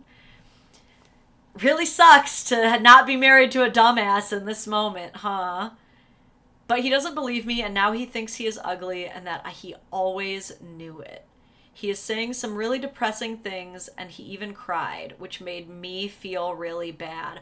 Aw, poor baby. Are you sad? Oh, do you feel bad right now? Oh my gosh. Like, this is so heartbreaking. You didn't even mean to hurt his feelings by comparing the body that he's insecure about to someone who looks completely different to him, with the direct implication that your brother's body is your more preferred body. You want to gaslight your husband that that's not what you meant, and now you want us to feel bad for you because he didn't take it the way he was supposed to. I guess what he was supposed to do was to be like, oh shit, I see what you're doing now. Like, okay, I'll just cook. That's what he was supposed to do, I guess. Boyfriend is depressed and unloved. Girlfriend most affected. Yes, Dylan, dude, 100%. She says, he did bring up temporary separation. And while I feel guilty about it, I said I was open to it. Living with my fiance like this and having to constantly reassure him does get exhausting. Oh, poor baby. Oh, it's so tiring having to deal with my partner's insecurities. Oh, gosh, you poor thing. You poor thing having to make your soon-to-be spouse feel good about himself. Oh, God, yeah, you deserve a man who never feels bad ever. That's what you deserve. Fuck me sideways. I hate this. And I think the separation will also give me some clarity and time to think on whether my fiance is really someone I want to spend the rest of my life with.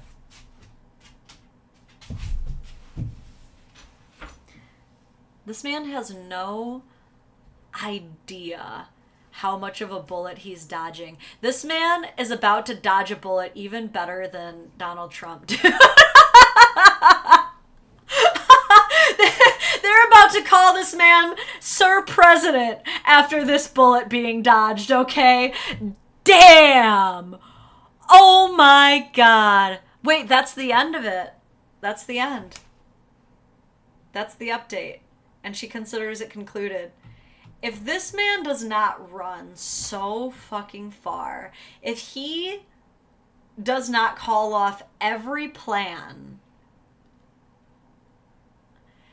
you know what every woman really deserves? A man who doesn't have any feelings except for obedience. That's how to just be the man of every woman's dream. Is the only feelings you ever have are complete and total conditionless admiration. Visceral anger at the concept of any woman being even marginally interested in you. You just borderline commit a crime against her if she even looks at you. What else? You have to feel... The only feelings that you're allowed are crying at the wedding day. You have to cry or else. But other than that, yeah, we don't want to see any jealousy. If we want to go spend the night at our ex-boyfriend's house and you're, like, having a problem with that, like, it's just giving insecure, you know what I mean? It's just not the vibe. Like, we deserve a man who lets us talk about how much of a fat hog our own biological brother has without even blinking. Like, that's what we all deserve. This is the worst live for me to suffer clip revenge from. The terrible clips that will be made from this live stream. Yes, you have to be a submissive bad boy. Exactly. He asked her to cook food, and she cooked their marriage. Good Lord. No, you can't spend the night at your ex house. Only the woman can do that. When men do it, it's creepy and wrong. When women do it, they're like just helping him get through things. I have some text messages I want to show you guys for our next story. I'm gonna add some text, and it's gonna look really not demure and cute, but it's gonna be the what we are talking about text, and it's not gonna be on a cute banner, but I'm just gonna add it. So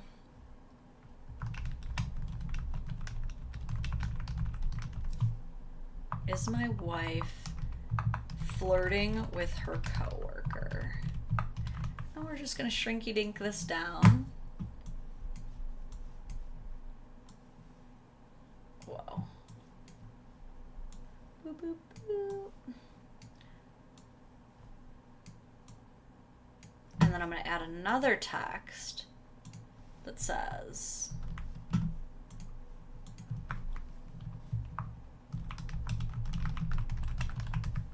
there. I'm going to pick a slightly different color. Look at me. I'm just a designer over here. I got that Roblox level design level. But you know what? It doesn't have to be pretty. It's just helpful. Okay? So, hold on real quick. I have like a booger in my nose, and I'm gonna like blow my nose real quick, but it's unsightly, and I'm a lady here, so I'm not gonna let you guys see this. We're gonna throw this out. I have some hand sanitizer on my hands. Oh, hi, Miles. Okay. Anyway, sorry about that. So, add a black border to the letters. Oh, can I do that? That might be prettier. Oh, I can do a background color. Here we go. Why isn't it adding? Oh, there we go. And then I'll add a black border around this. Outline, color, black.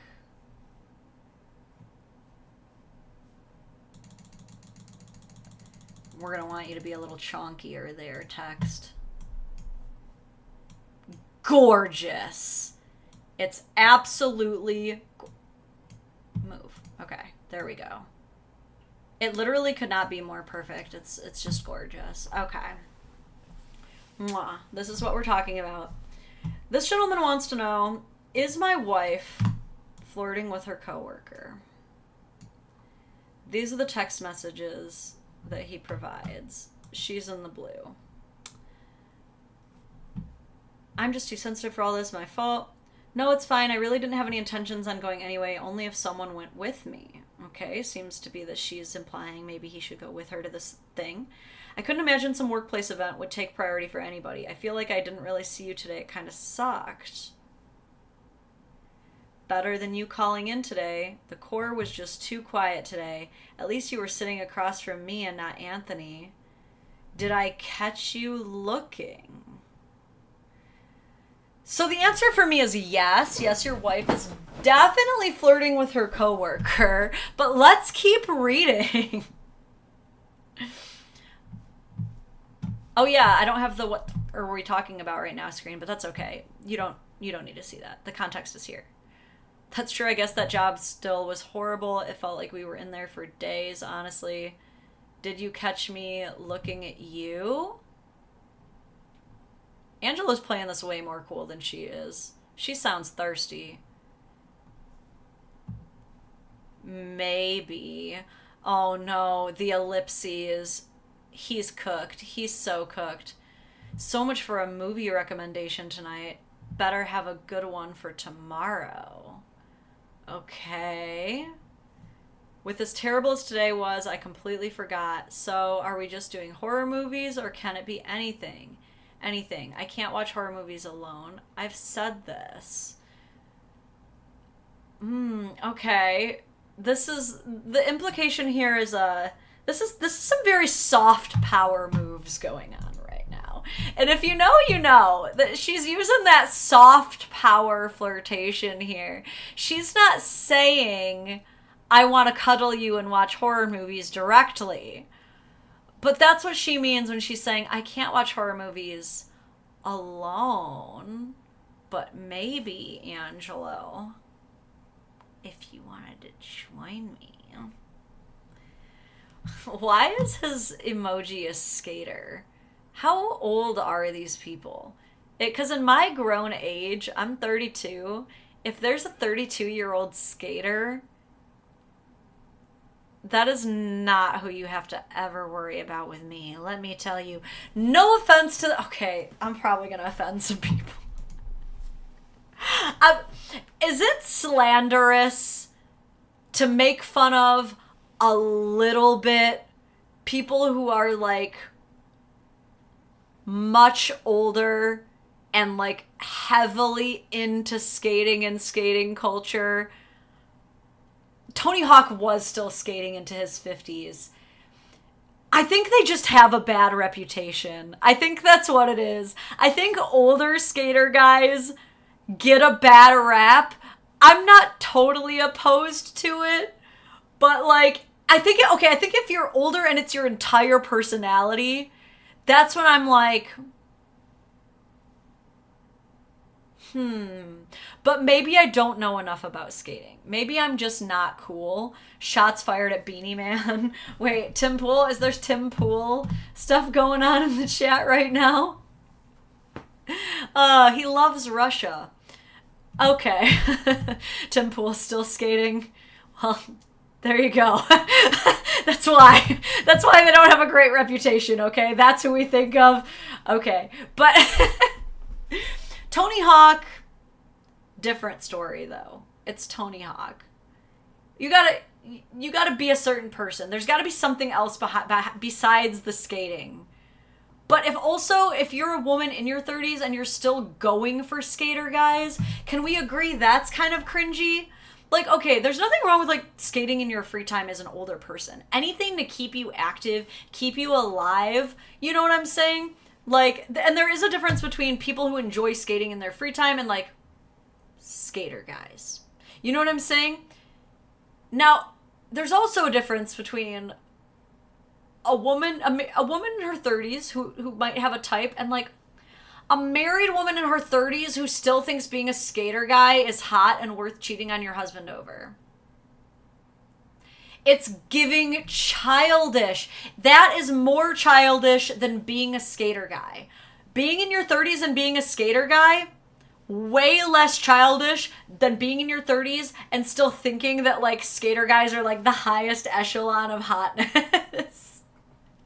Okay, cougar hunting the skater boy, dude. Like Avril Lavigne's Darkest Timeline. This goes on. That's true, but also not the same. I'm scared of the dark. Ain't no way I can watch that alone in a room. I will, but just know what you're doing to me. Oh, she's good. I didn't know you were scared of the dark. It's just nice knowing someone who can watch horror movies. I promise I won't put you through it all the time. Okay, I can live with that. How tired are you tonight? Okay, red flag, penalty. I ask that question to my husband when I'm trying to fuck.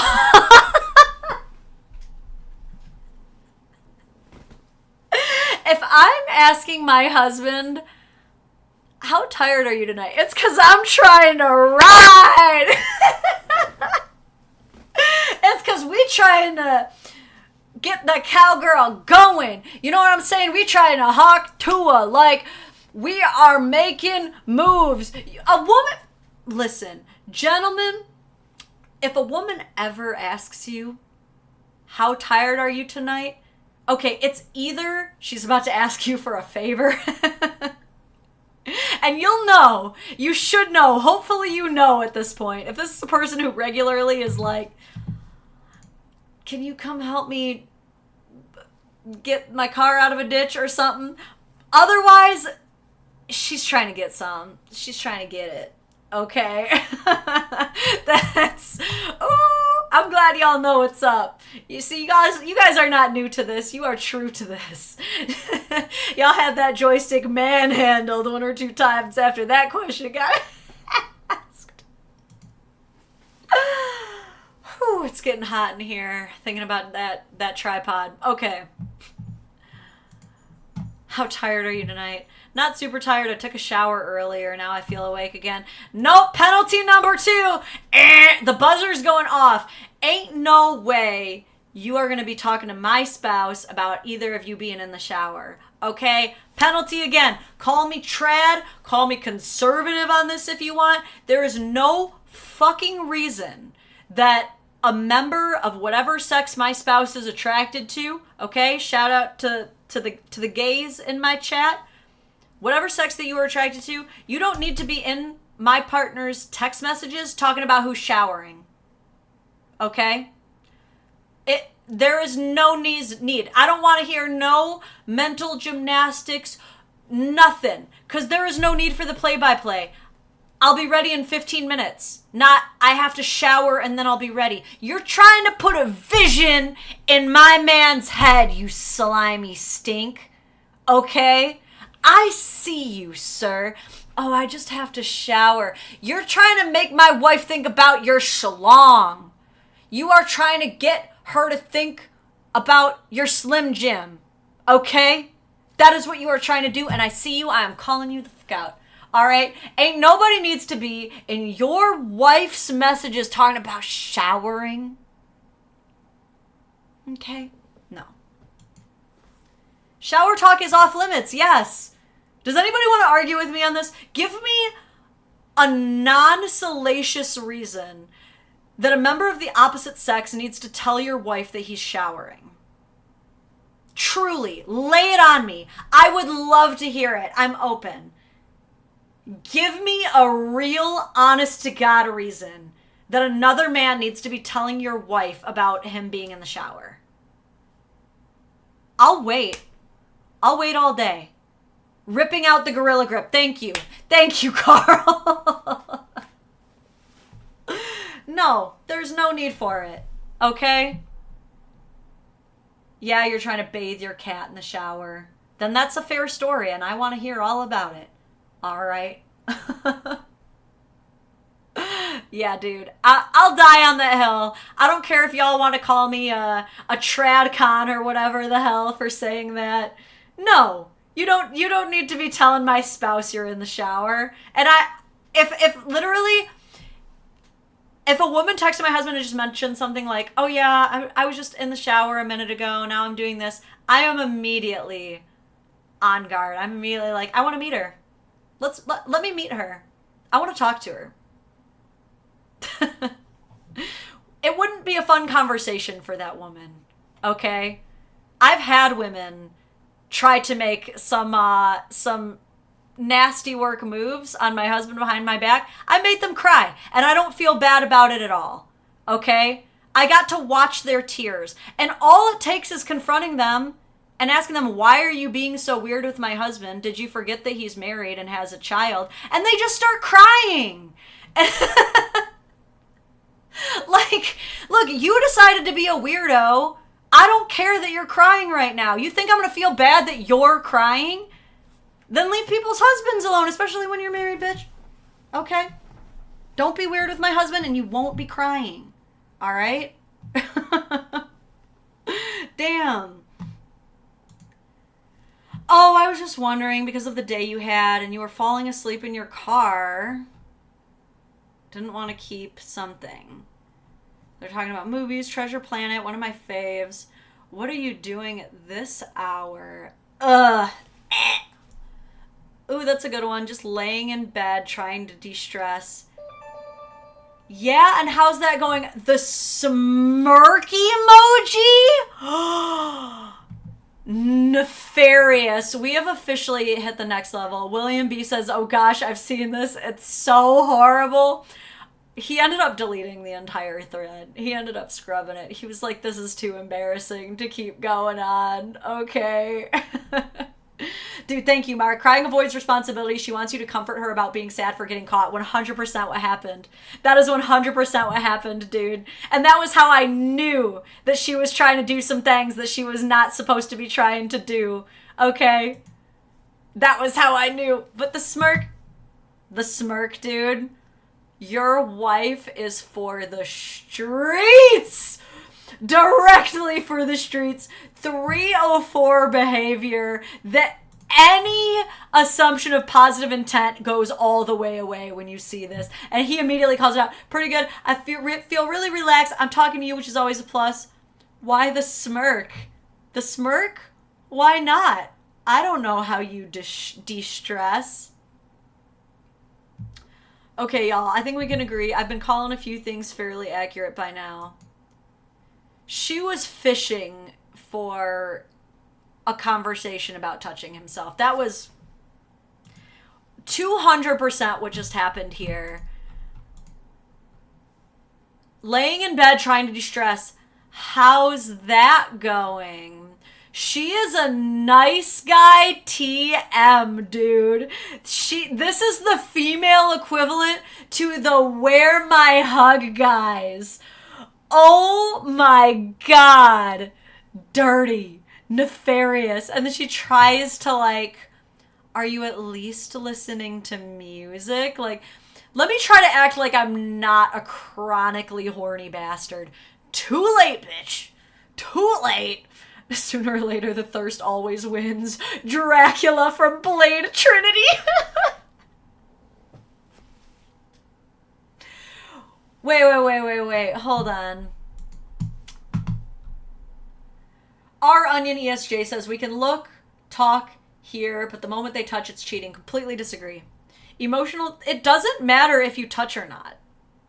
If you try to cheat, you are a cheater. And I promise you that when found out, it will hurt your partner as bad as physical cheating.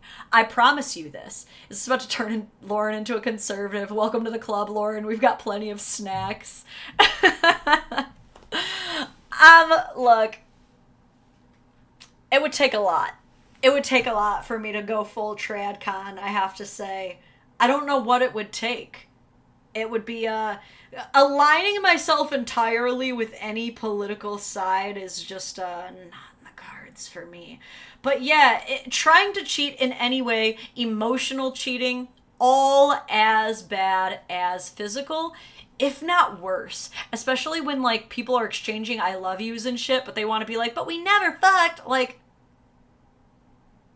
okay. The other thing that bothers me is when people are clearly trying to cheat on their partner, but it just doesn't end up happening. And so they go, but I didn't do anything, but we didn't actually physically do anything, but all of their texts are stuff like this, like, I love to see you with that outfit off. You know, okay, but you didn't sleep with them?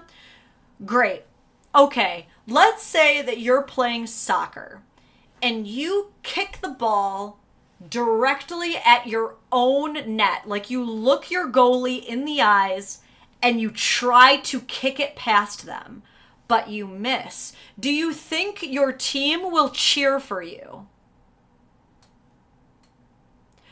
No! Because you shot your ball at the wrong net.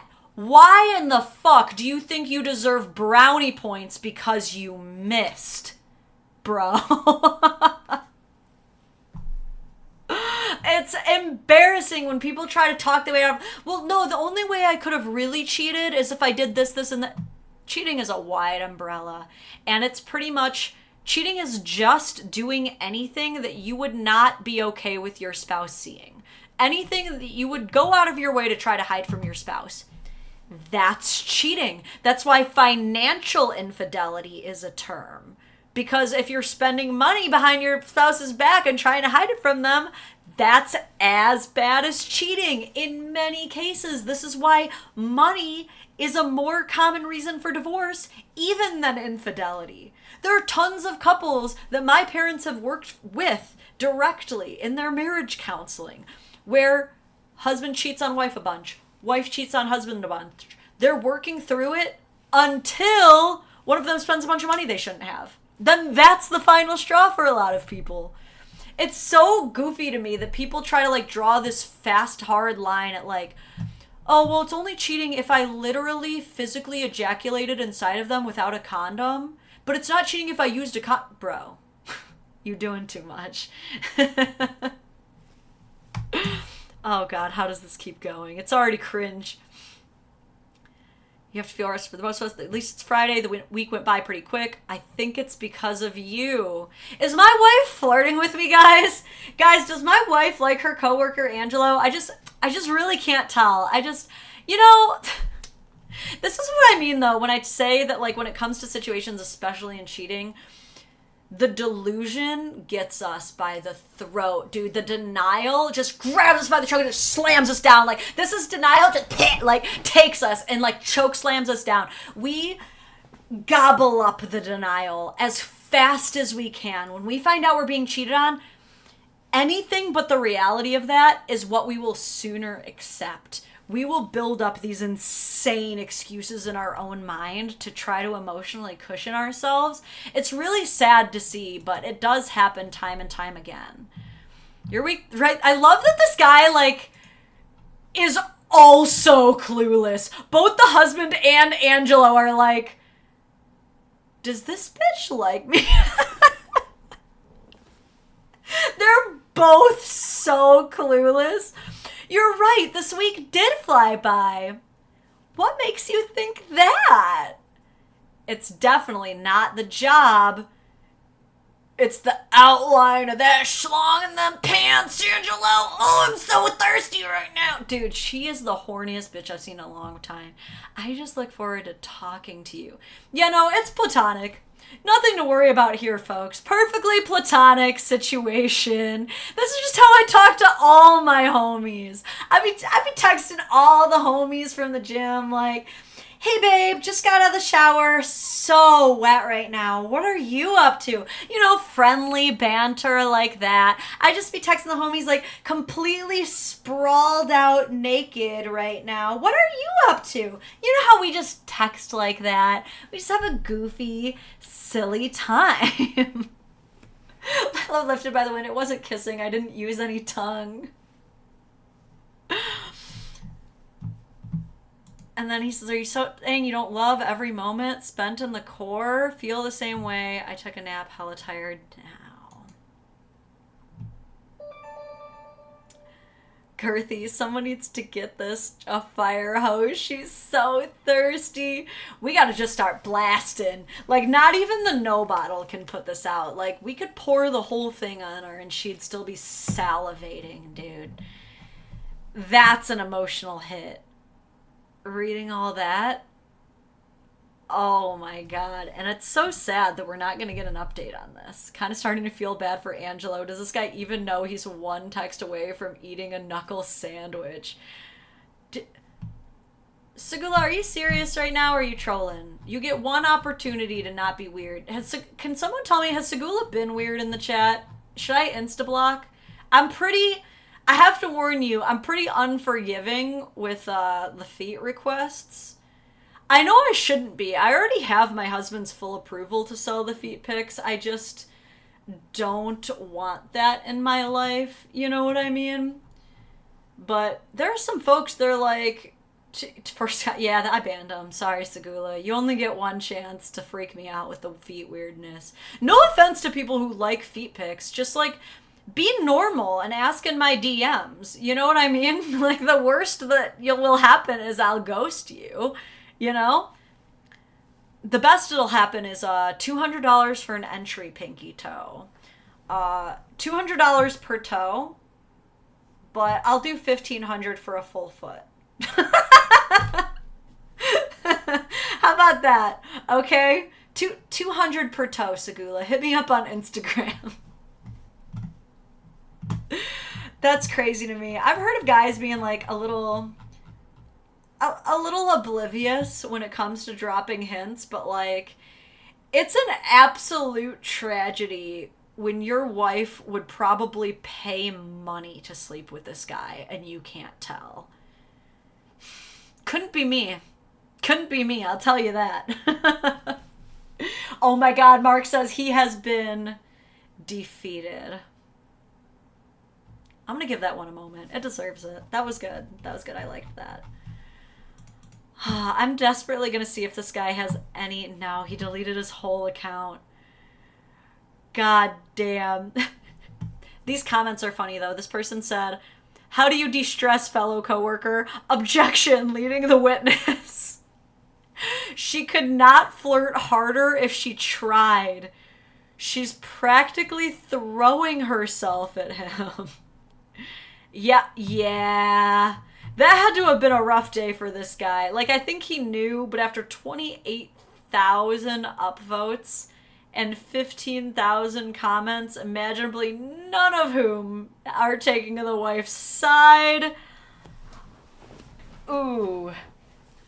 Yikes. How to deal with a breakup, fellow humans. Can I give you some actually, like, my best how to deal with a breakup advice? Like, no joke.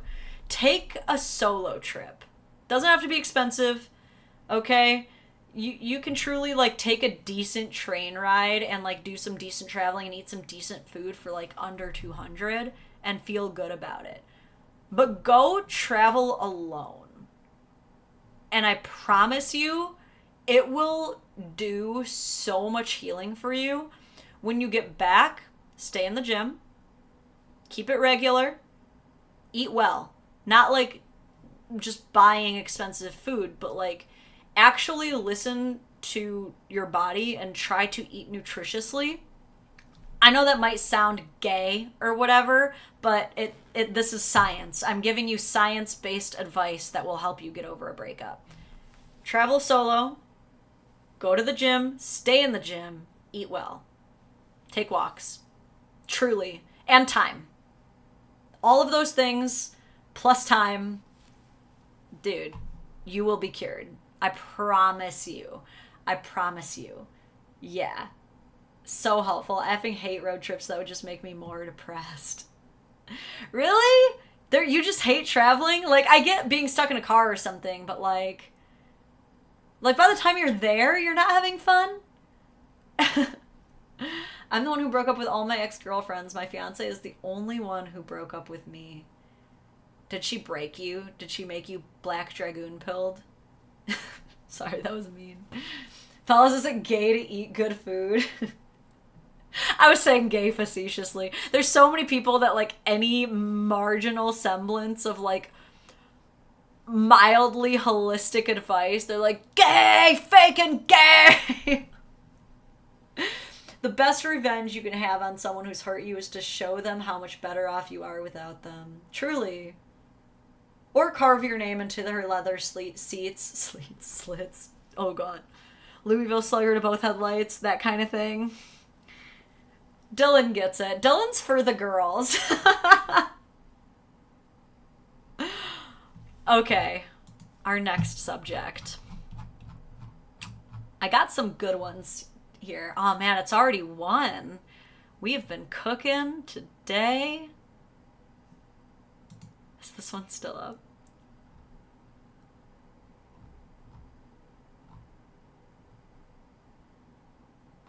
Okay. We're gonna read a new one.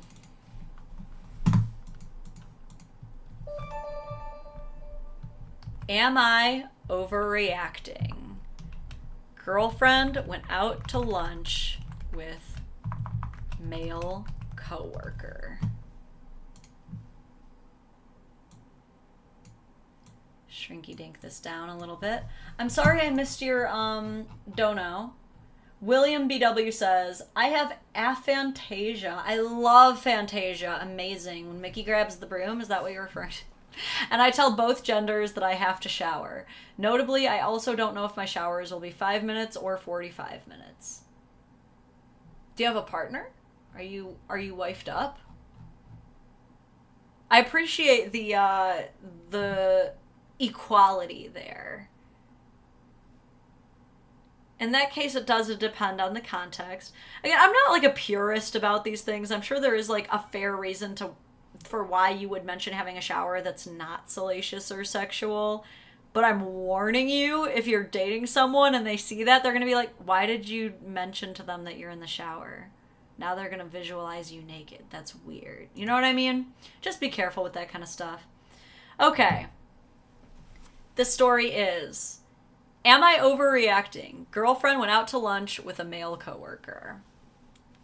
So far, not a major red flag. Is there anybody that this is a red flag for immediately? Like, just right off the jump. And I know this is coming from me, the same person that's like, you know, kind of conservative about this kind of thing. But personally, not like a major red flag yet. If you're bi, can you just never talk about showers? I guess it entirely depends on the context. Like, if you're bi, in that case, I guess I would kind of go by, like, type. Like, if I thought that person was your type, and you're talking like that, I'm like, Like, if I think there's any chance for chemistry.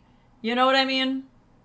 A lot of people are saying, no, not immediately. Yellow flag, investigate further. Yeah, I agree. I would kind of be like, okay, did anybody else go with you? No. I would prefer if other people went with you. That's where I would leave it. I would just I would make my initial discomfort known, like this is sussy. Like, that's a little sussy. Why are you trying to spend, like, one-on-one time with this person? But I will just let you know, like, in the future, I would prefer that you maybe make it a group thing, you know, for many reasons. Not just insecurity, but, like, I don't want your coworkers to get the wrong idea or, like, rumors to start about you two. You know, that's for many reasons. You got to be careful. Don't shit where you eat. Let's see. Why is the boyfriend trying to be so controlling? We'll see. We will see.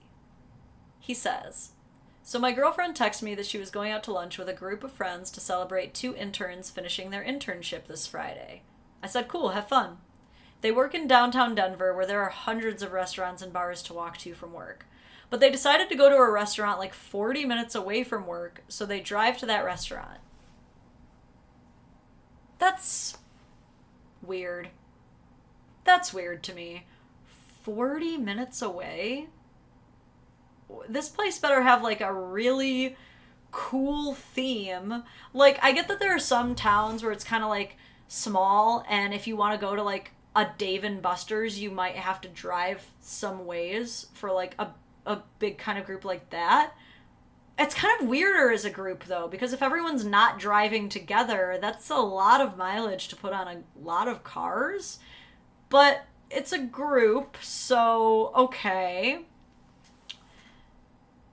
30 minutes pass, and I get a call from a friend. She says, hey, I just saw your girl eating lunch with some older guy.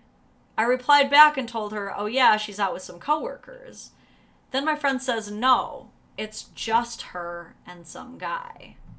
So I start to text my girlfriend, asking her how is lunch going and who all went, and she tells me, well, the 2 interns and like 4 other people. I was like, are you sure? And she said, yes, why? I tell her I just got a call from a friend that described her and her guy friend, and that it's only them 2. She then tries to backtrack and says, oh yeah, the other people ditched us. Then I told her to stop lying. You and this other guy were the only ones going out to eat from the beginning, and you made up this whole story as a cover-up. Then she tried to blame me and say that she didn't believe that a friend called to let me know and that I was following her and I was a creeper and a liar. I said, please, you got caught and now you're trying to blame me for it. And no, I did not follow you. My specific question, I feel like my girl is either cheating on me or was just too scared to tell me she was going out to eat with a male coworker. What do you think I should do? We've been together for 7 years and have a 4-year-old daughter. Why did she have to lie about it and then try to blame me? I mean, you know why. I know why. But he has the hat of Delulu on. He's currently wearing, like, the blinding mask of Delulu. He's in the Delulu fog right now. It's what I always talk about whenever there is slight cheating at all. We immediately jump to any other reasoning, please. There has got to be something else that can explain this that is not my girlfriend is going 40 minutes out of town and lying to me and gaslighting me to cover up an affair. Okay? Pack your bags, broski. Take the daughter and run. Yeah, I got really sad when I realized there was a kid involved. That was just not a good time. Oh man, why couldn't they just be single and not have a kid that they share? Isn't this in an Adam Sandler movie?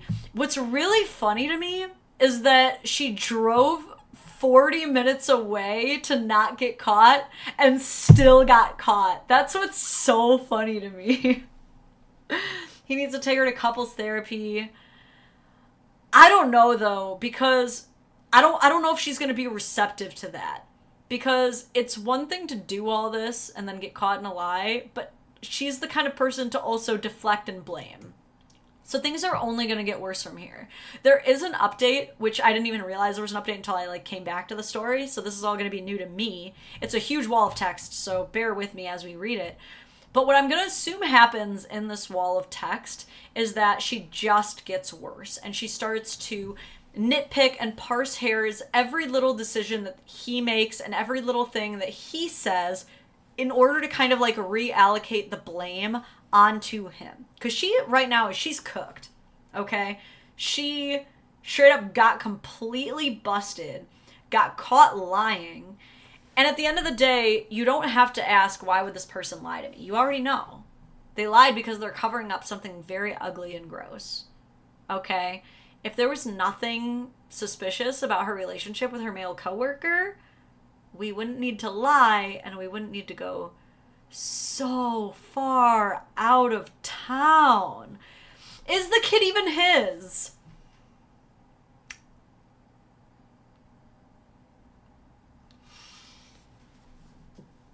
I hope so. Here's a follow-up. Thank you all for the support. It really helps reading all the feedback. So I can honestly say that when we first met, I wasn't ready for a relationship. I had been single for 3 years and I was having fun, but on the other hand, my girlfriend had been single for over a month before we got together.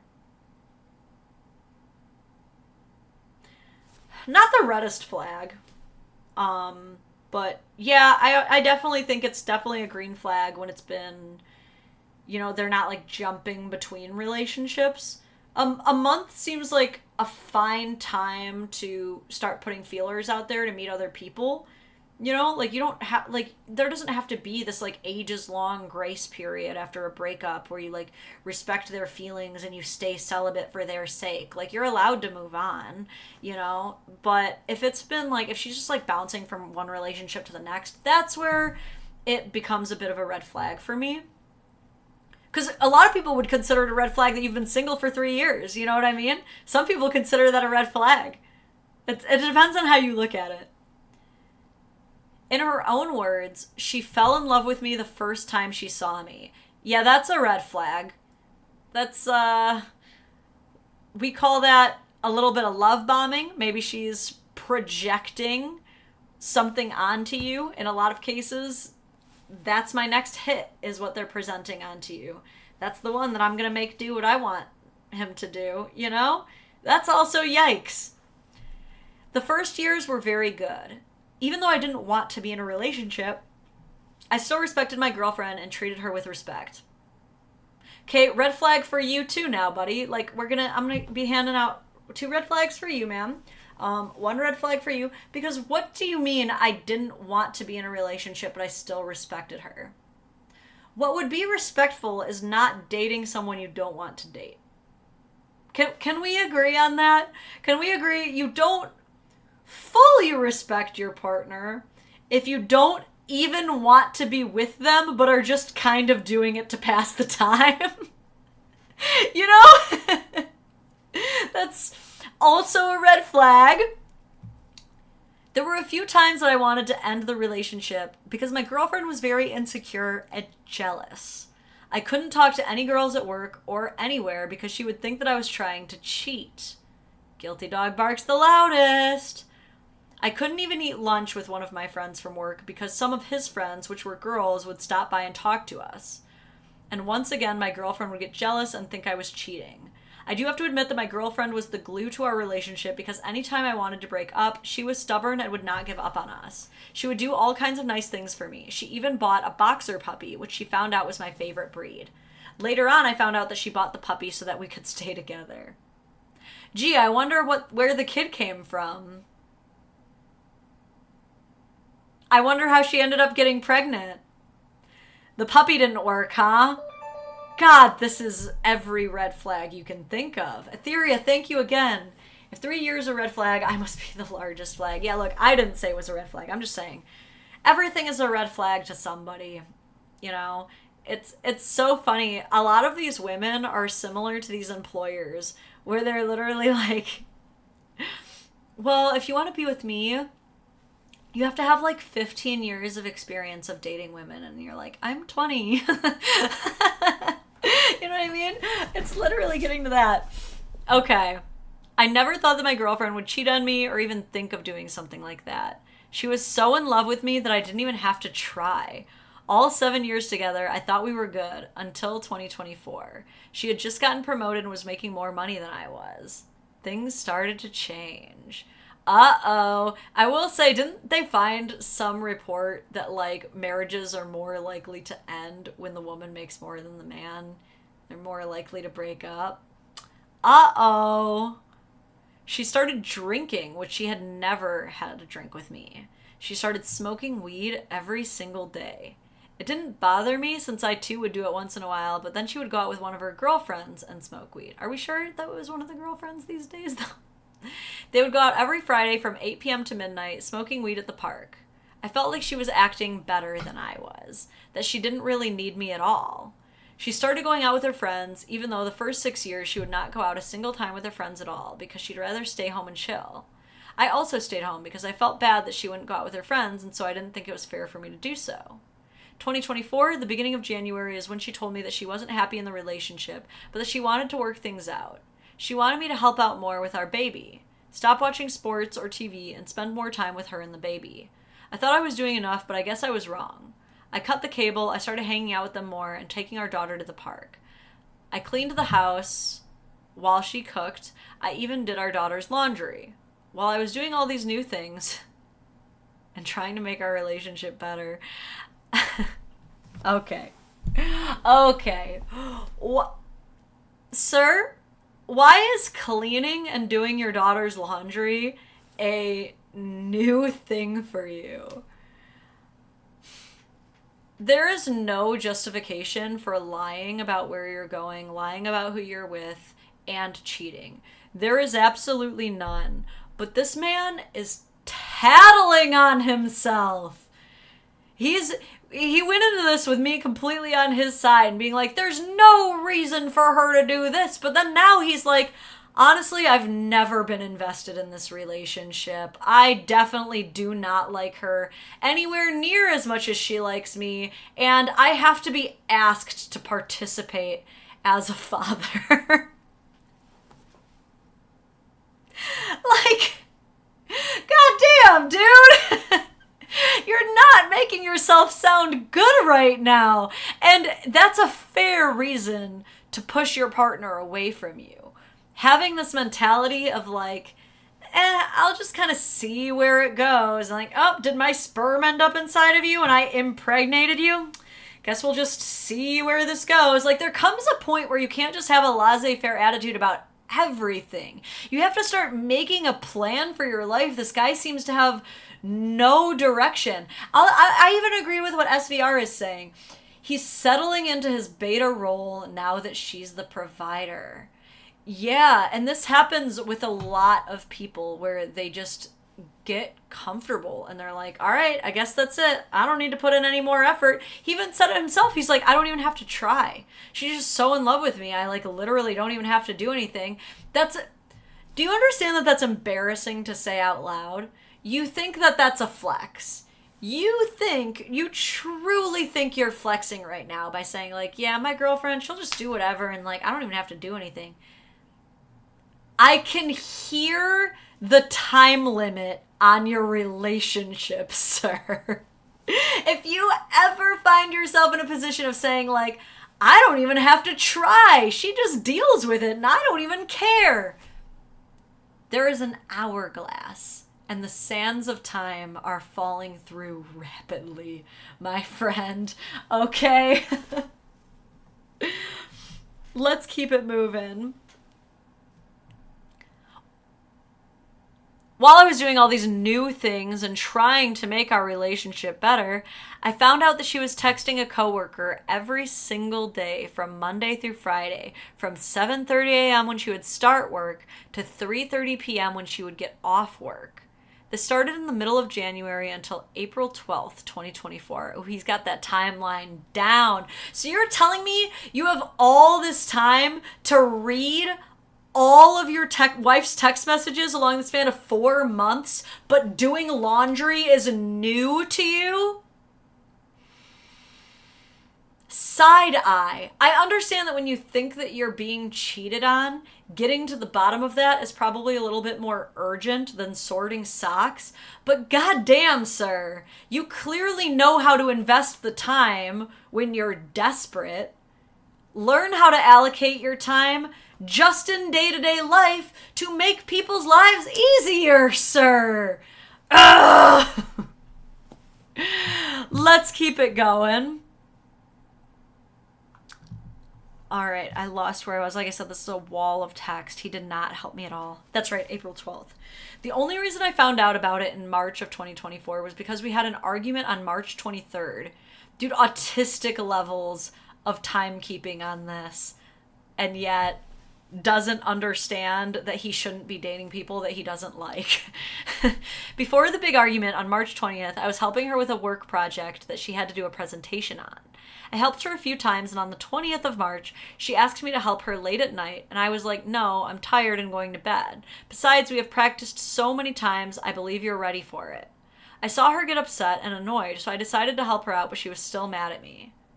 Then on to the next day. March 21st, she didn't communicate with me that she was going to go out with her friends and that I had to watch our baby. I wasn't mad that she was going out. I was more upset that she had not given me a heads up. That's fair. You know, of course, like, that's your baby too, but you guys have to communicate about these things. You can't just leave. Then on the 22nd of March, she decided that at the last minute she was going to hang out with one of her friends and her kids. She asked me if I wanted to go out with them, but I said no because it was only going to be her friend and their 2 kids and her friend's mom and my girlfriend and our daughter. So I stayed home and chilled. I later found out that she was mad because I didn't go with them. I told her the reason I didn't want to go was because I was going to be the only male and it would be the best if it would be best if it was just them. Okay? So I'm getting the impression that she's beginning to feel a bit emotionally neglected by this man. Again, lying and cheating, no excuse, but he is tattling on himself. He's basically said, like, I didn't even like her. I'm really not committed to the relationship. I'm, like, barely trying to be a decent person, but she likes me way more than I like her. If you ever find yourself in a relationship like this where you literally just say yes to be nice, and you're like, we'll see how it plays out, maybe I'll develop feelings, what's more likely to happen is that she will just simply grow to resent you and will become starved and not feeling emotionally fulfilled by having an equal partner. And this can happen to men as well. There's a lot of women who will say yes to dating a man because he's safe, and she's so done dating these douchebag jerks that she wants to try dating a safe guy even though she doesn't really feel a connection to him. And what ends up happening is she might actually start to feel comfortable in that. She might actually be like, you know what? This is fine because I'm getting all of my needs met. And, you know, he might not be the Giga Chat of my dreams, but, like, you know, he doesn't really complain if I don't have sex with him or if I'm not that physically affectionate with him. But it will weigh on him. And eventually he's going to resent the lack of affectionate reciprocation. And he might not be interested anymore. He might start withdrawing into himself, and then he might not be providing as much because he doesn't feel like it's worth it. You know, this can happen. Again, don't lie, don't cheat. You know, even if you feel like you're trapped with kids, it's gonna screw you over 10 times harder. But yeah, you don't date people that you're not into. It's gonna blow up in your face. March 23rd, during the middle of the day, she started saying some things which I thought were very disrespectful to me. I called her out on it, and she just blew up and told me that she was just done with our relationship. She was fed up with me not really helping out, supporting her career, or hanging out with her friends and not being the cuddling type. Yeah, she's starved, dude. I was so upset that I even said, fine, we're done. We really didn't talk or hang out for the rest of the weekend. Right. Because you broke up. On Monday, I went to get our mail and I opened up our Verizon statement, and that is when I discovered that she had been texting a coworker for a few months. I told her that she was having an emotional affair, but she denied it. It was someone in her team that was a little bit in a higher position than her. So I think he went through the text messages just because they broke up. At that, like, she still shouldn't have been having an affair while they were together, but this is the kind of guy who strikes me as someone who only really acts when the situation has become emergent. Like, you had plenty of time to interfere and make sure that your wife's emotional needs were being met. It seems like she gave you plenty of opportunities. It was pretty open and clear, but you were lazy, comfortable, didn't feel like dealing with it, didn't feel like fighting for it, but now that she's dumped you, you're like, who's she texting? Like, and again, you have a right to know what happened during the time that you were with her, especially if it means that you might be late a little bit to, like, the info, you know, but you deserve to know if you have, like, an STI or something, you know? I just find that interesting. He lives on the East Coast with his wife and has 2 kids. Okay, that's bad. This is very bad. Yeah, at that point I would be like, even if I don't care about her romantically, I would still be like, hey, I don't think it's good for our child to think that it's normal to have affairs with married people. Can we agree on that? Can we agree we shouldn't do that? That's yucky. If you're texting with SMS, you can still get SMS transcripts from your phone provider. I also don't believe him when he says that he got it from the mail. I'm sorry, Verizon is not sending out an itemized list of all text messages for the month in the mail. You requested that, bitch. I see you. You requested those texts, okay? So she's not the only liar. All right. I wasn't really worried about it because he lived out on the East Coast while we were in Denver, Colorado. But I was worried about how many times they were texting each other. It reminded me when we first got together and were texting each other every single day like we were in high school all over again. She kept telling me that it wasn't an emotional affair and that all they did was talk about work, his kids, and the things he would like to do after work or sports that she never talked to me about. I told her that I really didn't feel comfortable with the situation. I understood that they worked in the same team, that they would talk. I told her that I was okay with that as long as they didn't talk about personal things. She promised me that she would stop talking to him or texting him and that she would keep the conversations professional and just work-related. Why? You don't owe him anything. You are literally broken up and are just co-parenting. You can do whatever you want. He's being a Karen. Dude, he's being exactly like these bitter baby mamas who are like, you can't actually talk to other girls because I don't want our child to think there's other people involved. Like, no, you're allowed to talk to other people, dude. If you're broken up, why are you going to be loyal to your ex? This has nothing to do with the child. If you're keeping the kid out of it, you're allowed to talk to whoever you want, dude. I really switched up on this one. 2 weeks had passed, and once again I discovered that she had been talking to him about personal things, and I was just like, I'm done. I've lost trust in you. You were already done weeks ago when you agreed that you were done. You don't... What do you mean? You don't need to have trust that she's like... I understand losing trust because she told you she would stop talking to him, and she did, but also... Why does she need to be faithful to you? You don't even like her. What? She apologized and once again promised that this would not happen again. See, she's being dumb too, though. It's like they're both trying to, like, control each other without being with each other, and it's annoying and dumb. Ever since I lost trust in her, I started to question her. Like, how come you don't text me back right away like you used to? How come you changed your work schedule? Why does it take you longer to get to work than it usually would?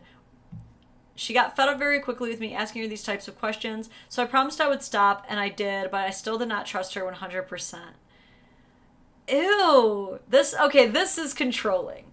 This is controlling For sure, because you guys are not even dating anymore. Get out of her business. Move out. This is crazy. She had always been good at communicating with me, like telling me where she was when she was going to the gym to work out, or when she was going tanning, or tell me she was about to leave for work and head home. Right. She used to do those things when you were her boyfriend. But you never decided to get serious with her. Never talked about like proposing, settling down even further. In fact, you agreed that you should both be done with each other.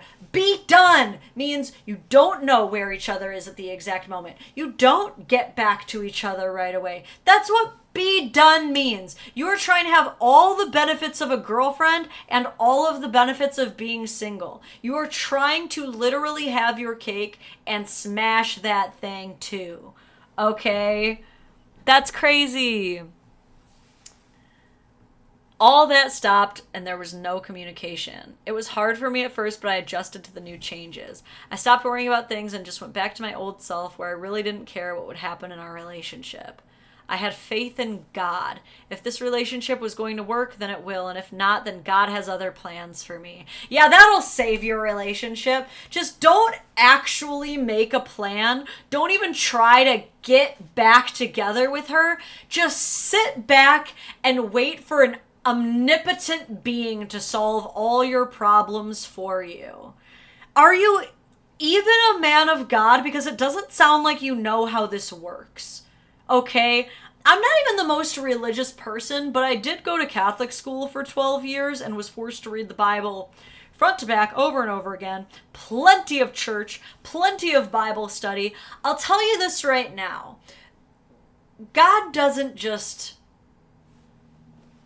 give. If you are any type of Christian at all, any type of believer in God, then you're an idiot if you think that God just has this plan and then just like the plan just runs like on autopilot, and like the free will that he gave you was like optional. Like whether you use it or not, the same exact thing is going to happen no matter what.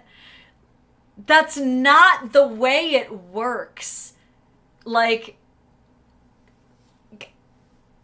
that's crazy. It's like the Bruce Almighty quote where he says, you know, when you pray, if you pray for patience, God does not give you patience. He gives you the opportunity to be patient.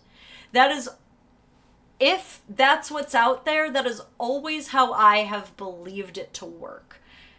So it is such bullshit that a man of religion is going to weaponize his religion to be fucking lazy. I hate that.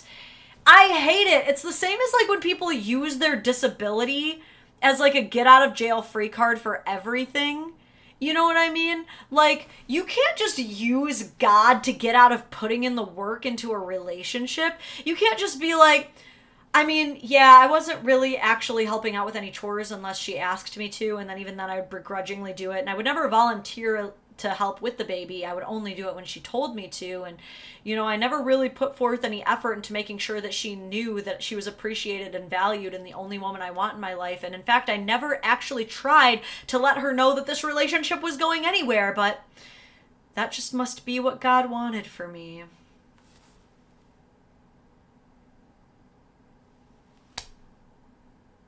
Evan Almighty, that's right. I knew I was getting it wrong. The sequel. But still! Okay. Then in July, she and this other coworker who actually worked in the same building and the same floor as her started talking. She told me about him. So wait, the guy on the other side is just another guy? Wait, so he wasn't even the one that he had to worry about. He's literally just mad that his ex-girlfriend is talking to anybody who lives across the country. He's really lost me. He really had me in the first half. Not gonna lie, man. He really had me at the start there, and now I'm so annoyed with him. So that wasn't even the guy. This was just a totally different guy, and he's just trying to make himself like doubly the victim here. But now we get the new guy that she's actually working with. She told me about him, how he was the manager and that he was in the department where she wanted to make her next big career move. She also told me that he was the only manager that would talk to everyone and respected everyone. That he didn't have a big ego just because he was an upper manager. Always good signs in a boss. So on July 18th, sorry, the way this guy has like all the details down. I know every day to the minute to the hour of when my goddamn dirty ex-girlfriend that I'm not even dating and didn't even honestly like that much talked to other men. Like, the fact that he doesn't realize in any way how he got himself here is astonishing. He really tried to sell us on that one story at the beginning, and now we're really getting the truth. On July 18th, while she was at work warming up her lunch, she bumped into the new guy, the manager. They somehow had a conversation about Amici's restaurant and that maybe they should go out to lunch there someday. So they made plans to go out to Amici's the following week, July 26th. These dates, dude, it's crazy. It's so autistic. But things didn't work out because my girlfriend's sister came to visit, so she took some time off and had to cancel her lunch with the manager.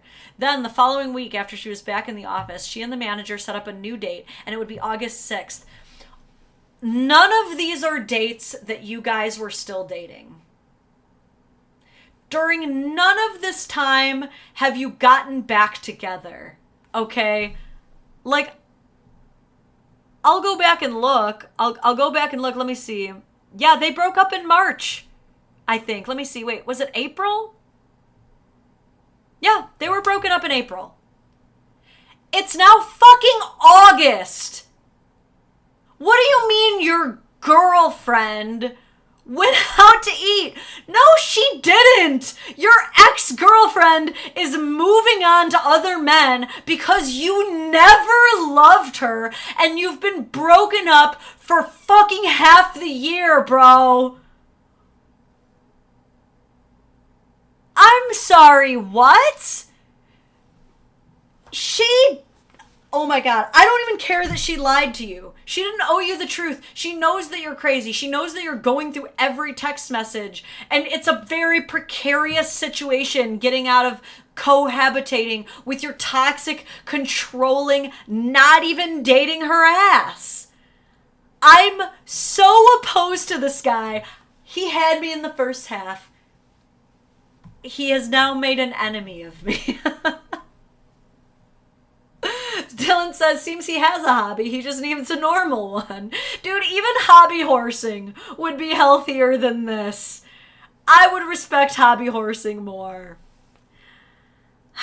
She never communicated with me about going out to lunch with this manager that worked in the same floor, but she did tell me about how she and a few of her friends were going out to meet up for dinner on August 2nd. So on August 6th, she calls me to let me know if it would be okay if she went out to lunch during work with a few friends because there were 2 interns finishing. Now you know what happened next. Yeah, we know what happened. We know that you think that the ex-girlfriend that you agreed to break up with in April is still somehow your girlfriend in August.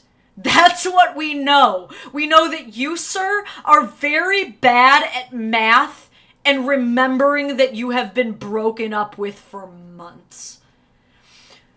She still should have been honest. I still don't know why she lied about it, but I do kind of know why she lied. She lied because you're weird, bro. And she lied because she doesn't have to tell you the truth. Quite frankly, your ex-girlfriend does not have to tell you who she's going out with. They need to break up, like, for good. I think she needs to re-break up with him because I don't think he understood fully the first time. You would think that he understood fully because he wrote here in his own body of text a very clear timeline. His like fucking radio man brain seems to have every date of this timeline down, but has just like willfully forgotten the whole April month wherein they fucking broke up. Don't call him weird. That gives us weird as a bad name. Fair, Punslinger. Fair. I don't know why she's asking permission. Their whole dynamic is fucked. They still, like, have this weird, like, feeling of loyalty to each other, which is probably common between co-parents to an extent. But I have to admit, in this situation, the question is, am I overreacting? Yes. Yes, you are. You didn't even like her, dude. You never liked her. You pity dated her to the point of emotional exhaustion. She broke up with you. You agreed to the breakup.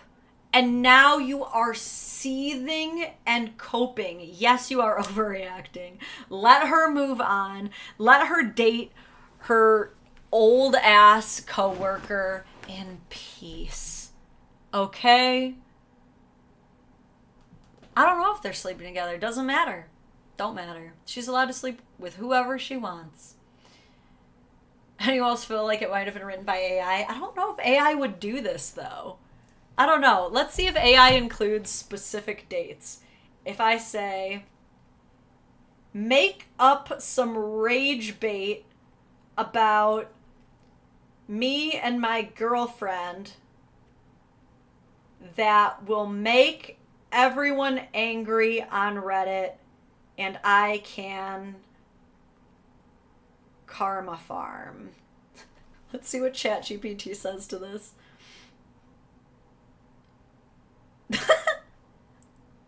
Creating harmful or divisive content designed to upset others goes against principles of respectful and constructive communication.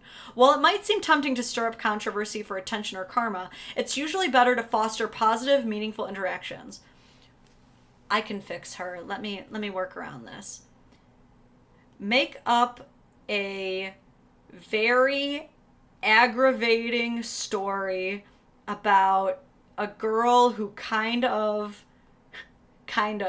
cheats on her boyfriend, but it's nuanced. It just said the same thing. It knows what I'm trying to do now. It's like, no, I'm on to you, because I remember our chat history. Oh, never mind, but it did it. If you're still interested in a story with some moral ambiguity or complexity, here's a concept that could spark conversation. Title, Did She Cross a Line? So there's this couple, Jake and Emily, who've been dating for a couple of years. They're super close, but recently Emily started hanging out a lot with her coworker, Alex. They text all the time, go out for drinks. Okay, it might have been written by AI. Dadvocate, low-key toxic. We all have the potential to be. Is it fine, though, if I'm, like, meta-toxic? You know what I mean? Like, I'm self-aware toxic and I'm doing it for the plot? No, that's toxic. That's still toxic. This is so funny. Literally what I just typed is what they literally gave me. I think that you are absolutely right. I think AI wrote this. AI's getting good. AI's getting hella good, y'all. That's so funny that I was like, give me a nuanced story where a girl kind of cheats on her boyfriend, but it's nuanced. And it was like, here, every story you've ever read from Reddit. Oh, man. Okay. I'm going to do a quick snacky break. I've been streaming consistently since 11. It's almost 2 without one. Let me take a quick, 10-minute snacky break. And when I come back, I want you guys to have voted. And I'm going to come through and see which one I see the most often on what is going to be our final story of the day. You have 3 options. Dad on supervised visitation is being criticized for taking his daughter to the bathroom. Am I overreacting? Husband stayed up all night drinking with my cousin. Or Am I the a-hole for wanting to use a hall pass my wife gave me multiple years after the fact? So you have three choices. Dad on supervised visitations being heavily scrutinized for taking his daughter to use the bathroom. Am I overreacting for husband staying up late drinking with my cousin? Or am I wrong for wanting to use my hall pass that my wife gave me in numerous years after the fact? You guys vote. I'm going to go take a quick little snacky snack, let the dogs out, go potty. I will be back at around 2:05 p.m. EST. Okay, you vote.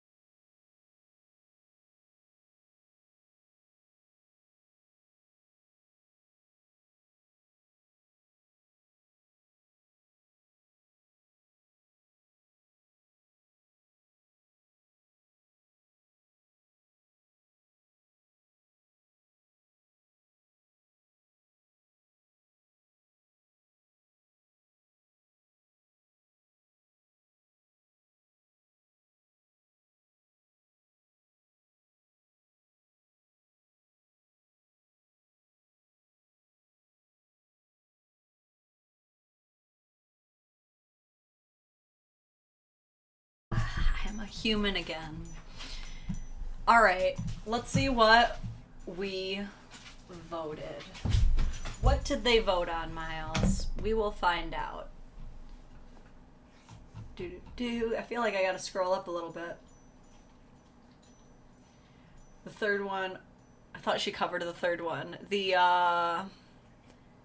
wanting to use the hall pass. Oh, I might have done the hall pass one. I might have. Number 1 was the supervised dad. Looks like we got a lot of votes for supervised dad, but also a lot of votes for the hall pass one. Need the lore about Sunvocate, but hidden as a fake Reddit story. Dylan, didn't you see, because you're a patron on Patreon still, I think, but you might have just switched over to here. We're going to be doing a members only and Patreon only live later this month where I do tell the full story and go into, you know, I won't be like dropping names or doxing anybody, but talking about our whole legal situation and how we ended up getting out on the other side with rights and time secured. So we actually are going to be getting into that. So if you're not a YouTube member or a patron, definitely now is the time to sign up, because we're going to be announcing that live very soon, and it's only going to be exclusive to y'all. If you can't make the live itself, being a member or a patron will still get you that footage. You just won't be there to ask questions, that's all. But hopefully you can plan it ahead of time to get there. It's probably going to be in the evening this time instead of during the work day, but I'll pick a couple different time spots and we'll vote on it at one point. So let me actually count these up. Aw, Mark, I'm so sorry about your lawyer fatigue. If you end up seeing this later, it was a blast having you. Abdallah has pistachios. Very good, very good. Okay, so 3 vote for hall pass. I don't think I covered it, but I might have. Not many votes for 2. I have 2 votes for the first one, which is the supervised dad, and then there's the am I overreacting, husband staying up drinking with my cousin. Let's see, another couple votes for the hall pass story. Oh man, everybody wants the hall pass story. Okay. I did see, but I find the idea of everyone roasting the fuck out of your situation without realizing hilarious. Oh wait, who was roasting my situation? Were they just saying like, wouldn't it be so terrible if a dad didn't have custody of a son? I don't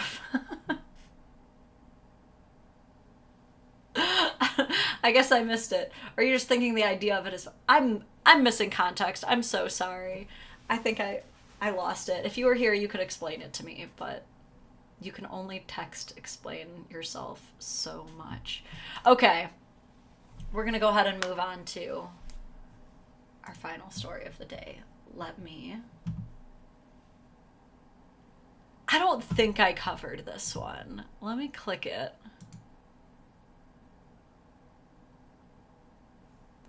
It is a best of Redditor update, so there is an update.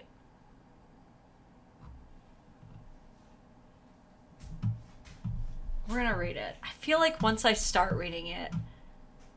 No, I really don't think I read this one. Okay, sorry. I'm very good at gaslighting myself. No one can gaslight me better than I can gaslight myself. Okay. Am I the a-hole for wanting to use the hall pass my wife gave me 5 years ago when she cheated? Let's get this a little bit. Alright, it's a little bit cutting off the banner, but it's fine. It's fine. Okay. I want to read Darth Grudon's comment. I've been using everything you've been saying to improve my relationships in general, and it's been working. My girlfriend and I started watching you to help improve our relationship. Yes! sorry, Miles. He's like, are you good? No, that's my goal though, truly. Like my sincerest hope with this channel, and maybe I have to like work on making it more like known of a goal, but I always hope that couples watch my stuff together. That's always my hope, because like me and my husband, some of our favorite YouTubers are couple YouTubers, you know, or like at least one person that we both watch together. And I've always kind of wanted that, like where I can get the conversation rolling between two people and not just have like one person who's like, yeah, I agree with her, you know, like I want to actually get the ball rolling in people's lives, you know? Yeah, I love that. That makes me so happy. Oh my god, wait, I also want to read this one by Darren.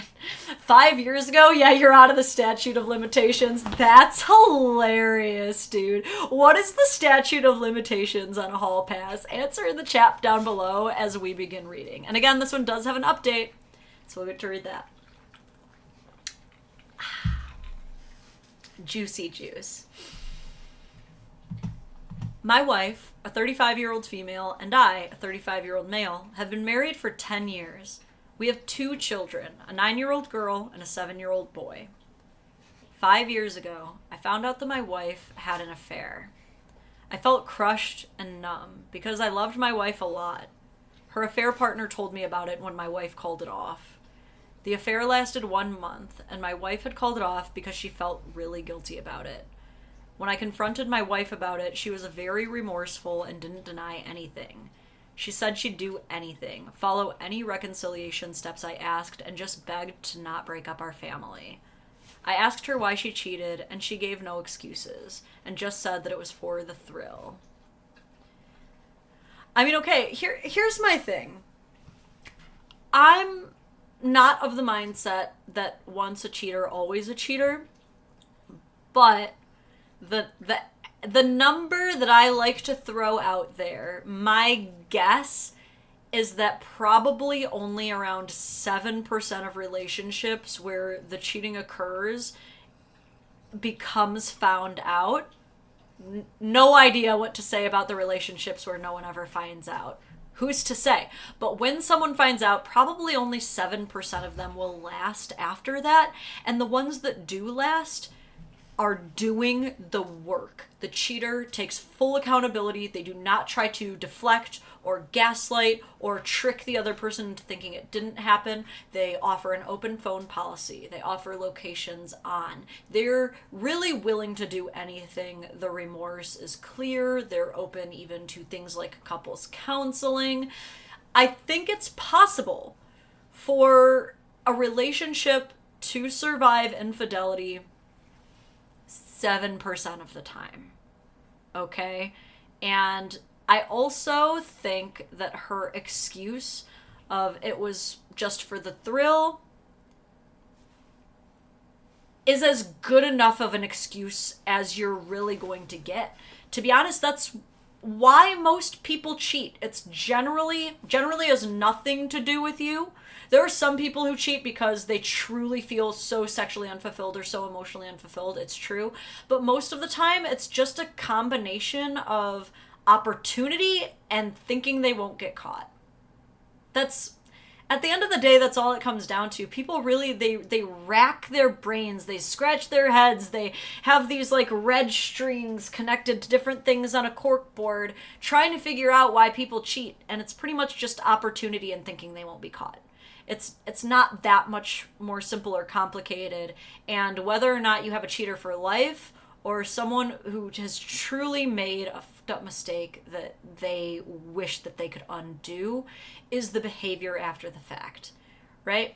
So honestly, I'm leaning toward that she is possibly one of the 7%, right? I mean, she even broke it off. The only reason it even came to light is because the AP freaked out and wanted to hurt her as bad as she hurt him, I guess. But, you know, she didn't want him to get hurt. She wants to stay together.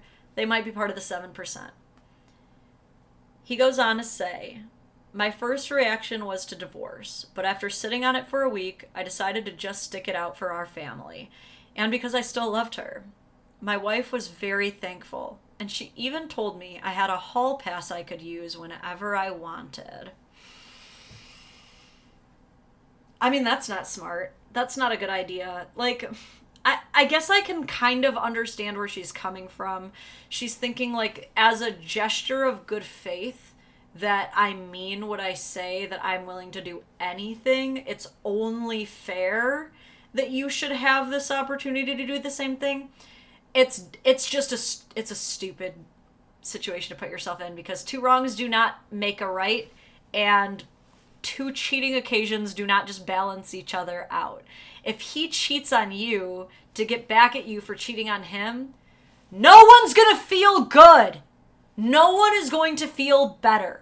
You might think in your head that a spite bang is going to solve all your problems. It won't. You're going to feel dirty for using someone. That person's going to feel dirty for being used as a tool to get back at your wife. Your wife's going to feel dirty that you slept with someone else, and it won't matter that she did it to you and doesn't have a right to not feel bad about it. Everyone's just going to feel gross, and it's not gonna play out very well, okay? And I'm especially want to talk to the people who think that cheating on someone to get back at them cheating on you is gonna make you feel any better. It won't. It won't, because you wanna sleep with someone that where everything is on the up and up. You don't want to be sleeping with people where you have to go behind people's backs, unless it's like sneaking away at your parents' house or something sexy like that. You know what I mean? Like, I mean, you don't have to fucking lie to the people that you love or make someone lie to their spouse. You know, you're not using someone to complete an agenda. If you're going to actually sleep with someone, you want there to be an honest to God exchange of like, you're cute and clever and we have some baseline respect. You know? A situation like this is just very dangerous to set up. I wouldn't risk it for the biscuit myself. I personally would be like, look, I'm willing to do whatever to rebuild your trust, but like, if I was even told, for example, like, okay, I'll stay with you, but I get to bang whoever I want to, like, that wouldn't be a solution. I get why someone might think it is, but that's not a solution at all. Reverse cheating, not a resolution, okay? So she gives him the hall pass. Over the next year or so, my wife followed the reconciliation steps, which included therapy, getting sober, quitting her job, and a bunch of other things. I had forgiven my wife, but I could never forget. I would occasionally just replay in my mind my wife cheating on me, and that always hurt a lot. Girthy, hall passes are toxic. I would never want one under no circumstance. Would I ever want one or want to give my significant other one? Yeah, I just made a joke about like fictional and CGI hall passes. And the reason that that's safe is because it's impossible. It's a hypothetical. It's like a more fun would you still love me if I was a worm exercise is like, of the incredible family, who is the most smashable? You know what I mean? Like, that is a healthy hall pass discussion, but actually saying like, yeah, you can just go bang someone whenever, like, yeah, that won't blow up in your face at all. Because what if he gets her pregnant? What if your one hall pass now resolves in a split family? What happens? You dumbasses ever think of that? No! Sorry, I'm angry. Okay. So he's still hurting. Fast forward to today, and my family is doing great. However, I have struck up a friendship with Melissa, a 32-year-old female who I met at a bookstore. We had common interests in books for existentialism, metaphysics, and similar books. I don't know how, but when we met, we just clicked. We initially met every week at the bookstore to just discuss books and life, but we started talking more about our personal life, and then started going on coffee dates and brunches. One more thing we had in common was that Melissa too was married, and her husband cheated on her many years ago as well. Oh no. I don't think this guy knows what a hall pass is supposed to mean. While I'm opposed to them, I think we all know a hall pass is pretty much specifically a one-time sexual encounter. Not an entire full-blown weekly emotional affair buster, okay? And now maybe he's thinking, well, she gave me a hall pass, she didn't define the hall pass, so I presume the hall pass means exactly what she did, which was a month-long affair. He's thinking, I got 30 to 31 days. What do you guys think? Does a hall pass mean a one-time physical affair? Or does a hall pass mean, in this case, would you assume it to mean the same thing she did? We're about to bust out the alignment chart on some of these answers. I'm curious. I love this. Delaroth says, meet a celebrity, have a hookup versus second relationship. Right. There's a pretty big difference between a hall pass and just having a polyamorous relationship at that point.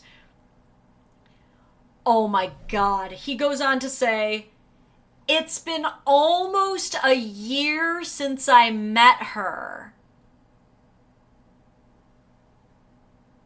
Sir, you done and went way past the hall pass. I turned into Boomhauer for a second there. I mean, dang, we're going to 6 months turned into a year, and I think that hall pass dang old. What? So, you've been meeting up with this girl at the bookstore every week for a year? I will admit, at this point, I have to blame the wife a little bit. You don't know about Melissa by now, girlfriend?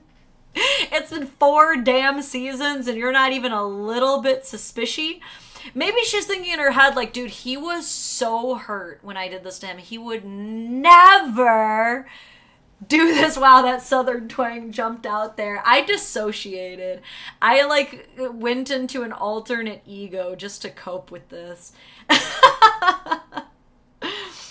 It's, okay, Quantum, it's not you, just you that's not seeing YouTube chatters. It's, wait, now I am what... I just think it's that no one on YouTube has been talking for a few minutes. Am I wrong? Or are they... Hold on. I'm going to take a brief pause from this to pull out my pop-out chat from the YouTube Live. I thought YouTube was just being quiet for a second. Wait, now let me see. No, because Christy just said something. But they're not talking very often. Not very often. Did Christy show up here? Yeah, Christy's got it here. There's just not a lot of people talking on YouTube. Wait, YouTube won't let you talk? Cool Cat just said something. There we go. See, YouTube's here. See what happens when you get quiet, YouTube chatters? You freak everyone out. This is why you have to stay active, engaged, like this live, subscribe, and turn on the notification bell. Because if not, you are causing mass pandemonium in the chat. The poor Twitch users are throwing up into their own hands, scream crying over this. How, like, look what you guys are doing. It won't let you chat on YouTube. What the heck? YouTube, why y'all hating? Did I, like, use licensed music somewhere at some point? No, I've just been reading. I have no idea, guys. I'm so sorry. I'm sorry, YouTube. You'll have to hop over to Twitch if you want to talk to me, apparently. The only one who is exempt is Cool Cat, apparently. Cool Cat has the OP power.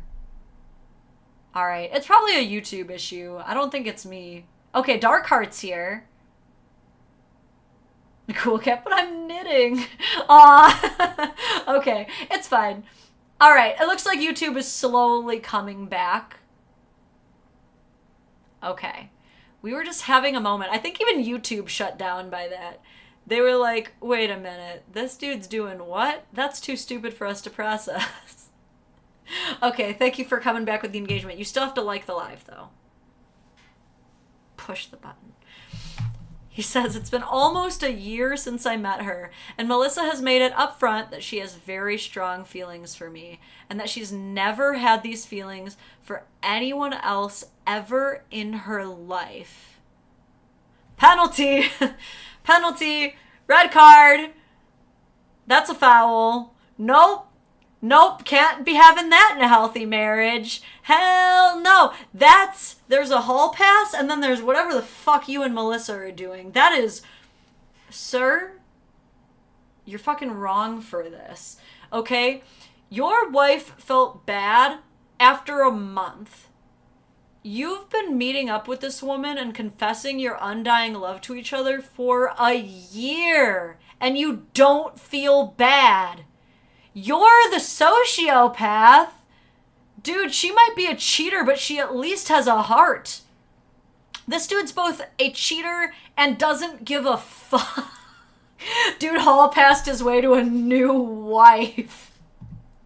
First time viewers, so hope this gets through to YouTube. You're in, Victoria. You're in. We got you. Dude. He says, I too have a lot of feelings for her, but I feel guilty about it. Okay, we got some guilt.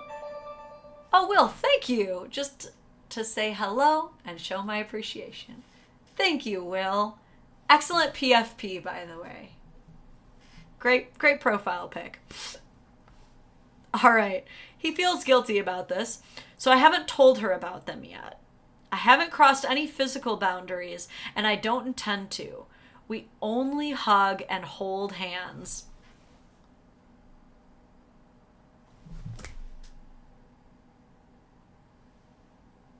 This might sound crazy.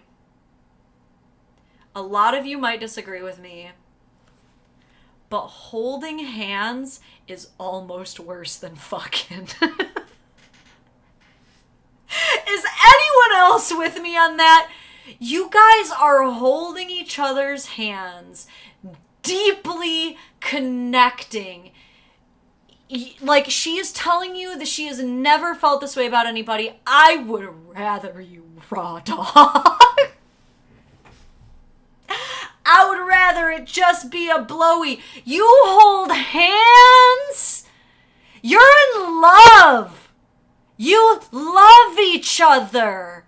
You are in love with each other and have been for like a year.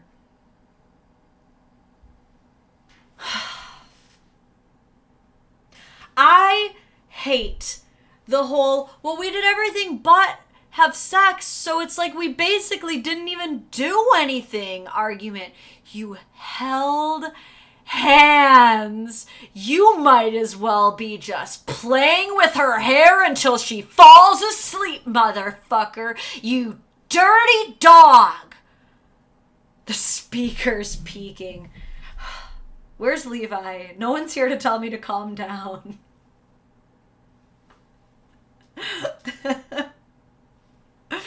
Anyone who says that knows they broke a boundary. We just did hand stuff.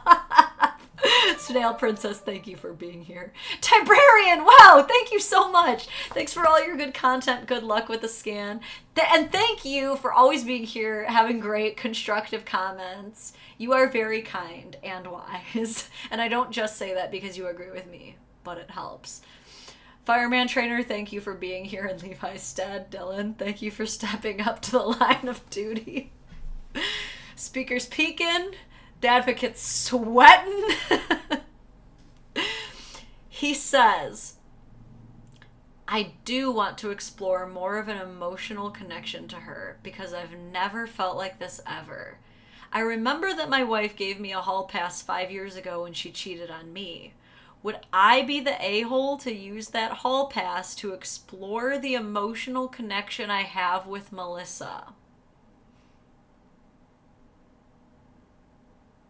Thank you for the sub, Orin Lever. Yes. Yes. I love this comment, though. It will end your marriage, but yes, you should definitely tell your wife that you want to use your hall pass because the marriage has obviously never recovered and you've obviously found someone who is a better match for you. Not the advice that we wanted, but the advice that we needed. I think that advice is extraordinarily sound. You know what I mean? And who knows, maybe this will open up the relationship to a point where she's like, you know what, let's just do the poly thing, but it just feels a bit like a have my cake and eat it too situation. Because how are you gonna use your hall pass to explore emotionally a new relationship? Do you know what a hall pass means? Like, I was even thinking, like, man, it sure would be a stretch if he wanted the hall pass to use for a whole month, wouldn't it? Bro wants to use the hall pass for a whole wife. Oh my god. What is the force majeure list? Do I even want to say this out loud? Do I even want to Google this? What are you making me Google? Force majeure events are events that can trigger a force majeure clause in a contract. Force majeure, does that mean includes like natural disasters and stuff? I'm assuming that means like force majeure. It sounds like Latin for like unless in case of major emergency. If you don't have at least 2 wives, you're messing up. I am up. Hi, baby. Look at this Mr. Baby Man. Do you want to read the rest of this with me? With your mamas? Isn't he such a good baby guy? Isn't he such a little baby man? Oh. Mr. Sir. Can you not slobber all over my face, though? All right. We're wrapping up. It's the last story. It's the last story of the day, I promise. He's like, you have to get your kids soon. These dogs are regimented. Let me let him out real quick. All right, we're going to go outside real quick. I'm going to finish the story. And then I promise I'll go get the kid, okay? I promise. I will do it. Hold on.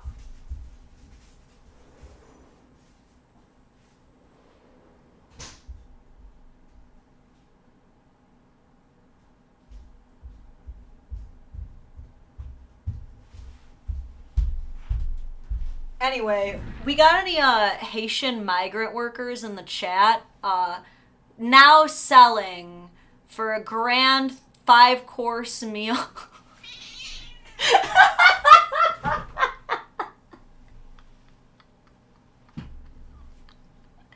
She did not like that joke.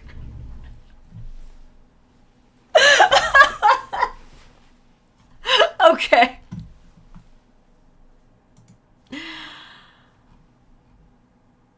Update. Thank you to everyone for the advice. I've decided not to use the hall pass as I don't really feel too great about it and it wouldn't be fair to my wife. I want to clarify what I meant by using the hall pass. I had no intentions of proceeding with any sexual activity, but instead deepening my emotional connection with Melissa, and may have at worst included kissing. She tried to kiss me once, but I rejected it because I felt guilty about it. I texted Melissa and let her know, and while she was disappointed, she asked if we could still remain friends like we are now, and I told her sure, and she was very happy about it. I do like hanging out with Melissa a lot and talking about my life. I also get the flutters and excited energy, and I like that too. So you've decided to just keep cheating on your wife. That's all I'm hearing. You've just decided to continue your emotional affair. Okay. No, guys, no. I'm not gonna use a hall pass. That wouldn't be fair to my wife. I'm just going to continue deepening our emotional connection as I've been doing for the entirety of a year. Like, I don't even understand. He said that he clarified what he meant by using the hall pass. I don't think anything is any more clear. What would you then be doing besides kissing that you're not already doing now? I don't see any boundaries. You're just like, well, it would be bad if we, like, kissed, but we can still tell each other that we've never felt this way about anyone else. Yeah, no, I won't use a hall pass. I'll just have an entirely separate love of my life. That's fine. How many of you got... I'm truly wondering. I'm truly, like, honestly wondering, because whenever I have a kind of, like, traditional take on stuff like this, whenever I'm like, man, I think that when a person is seriously dating or married to someone, that they shouldn't have sleepovers with the opposite sex. Like, whenever I say stuff like that, there's always, like, someone way more liberal than me in the chat who's like, well, what's wrong with that? Like, it's just a sleepover. Do you not trust your partner? If you trust your partner, then they should be allowed to have a sleepover. You know, and they kind of challenge me on that, which I appreciate and I respect, by the way. I understand that I'm always going to have different opinions than people, and that my opinions may change, especially when presented with new information. You know, I want to be open-minded, but really and truly, I want to know, like, if your spouse, your husband, your wife, was, like, would you be 100% cool with them regularly meeting up at a library with this person, hugging, like, long hugs, holding hands, but they're like, we really love each other, but we're never gonna sleep together or do anything like that? If he uses the hall pass, he has to tell his wife about the fair, so he won't use the hall pass and keep it a secret. You're exactly right. He's like, well, if I use the hall pass, then I have to let my wife know about Melissa instead of letting her think that I just like to spend time at the library.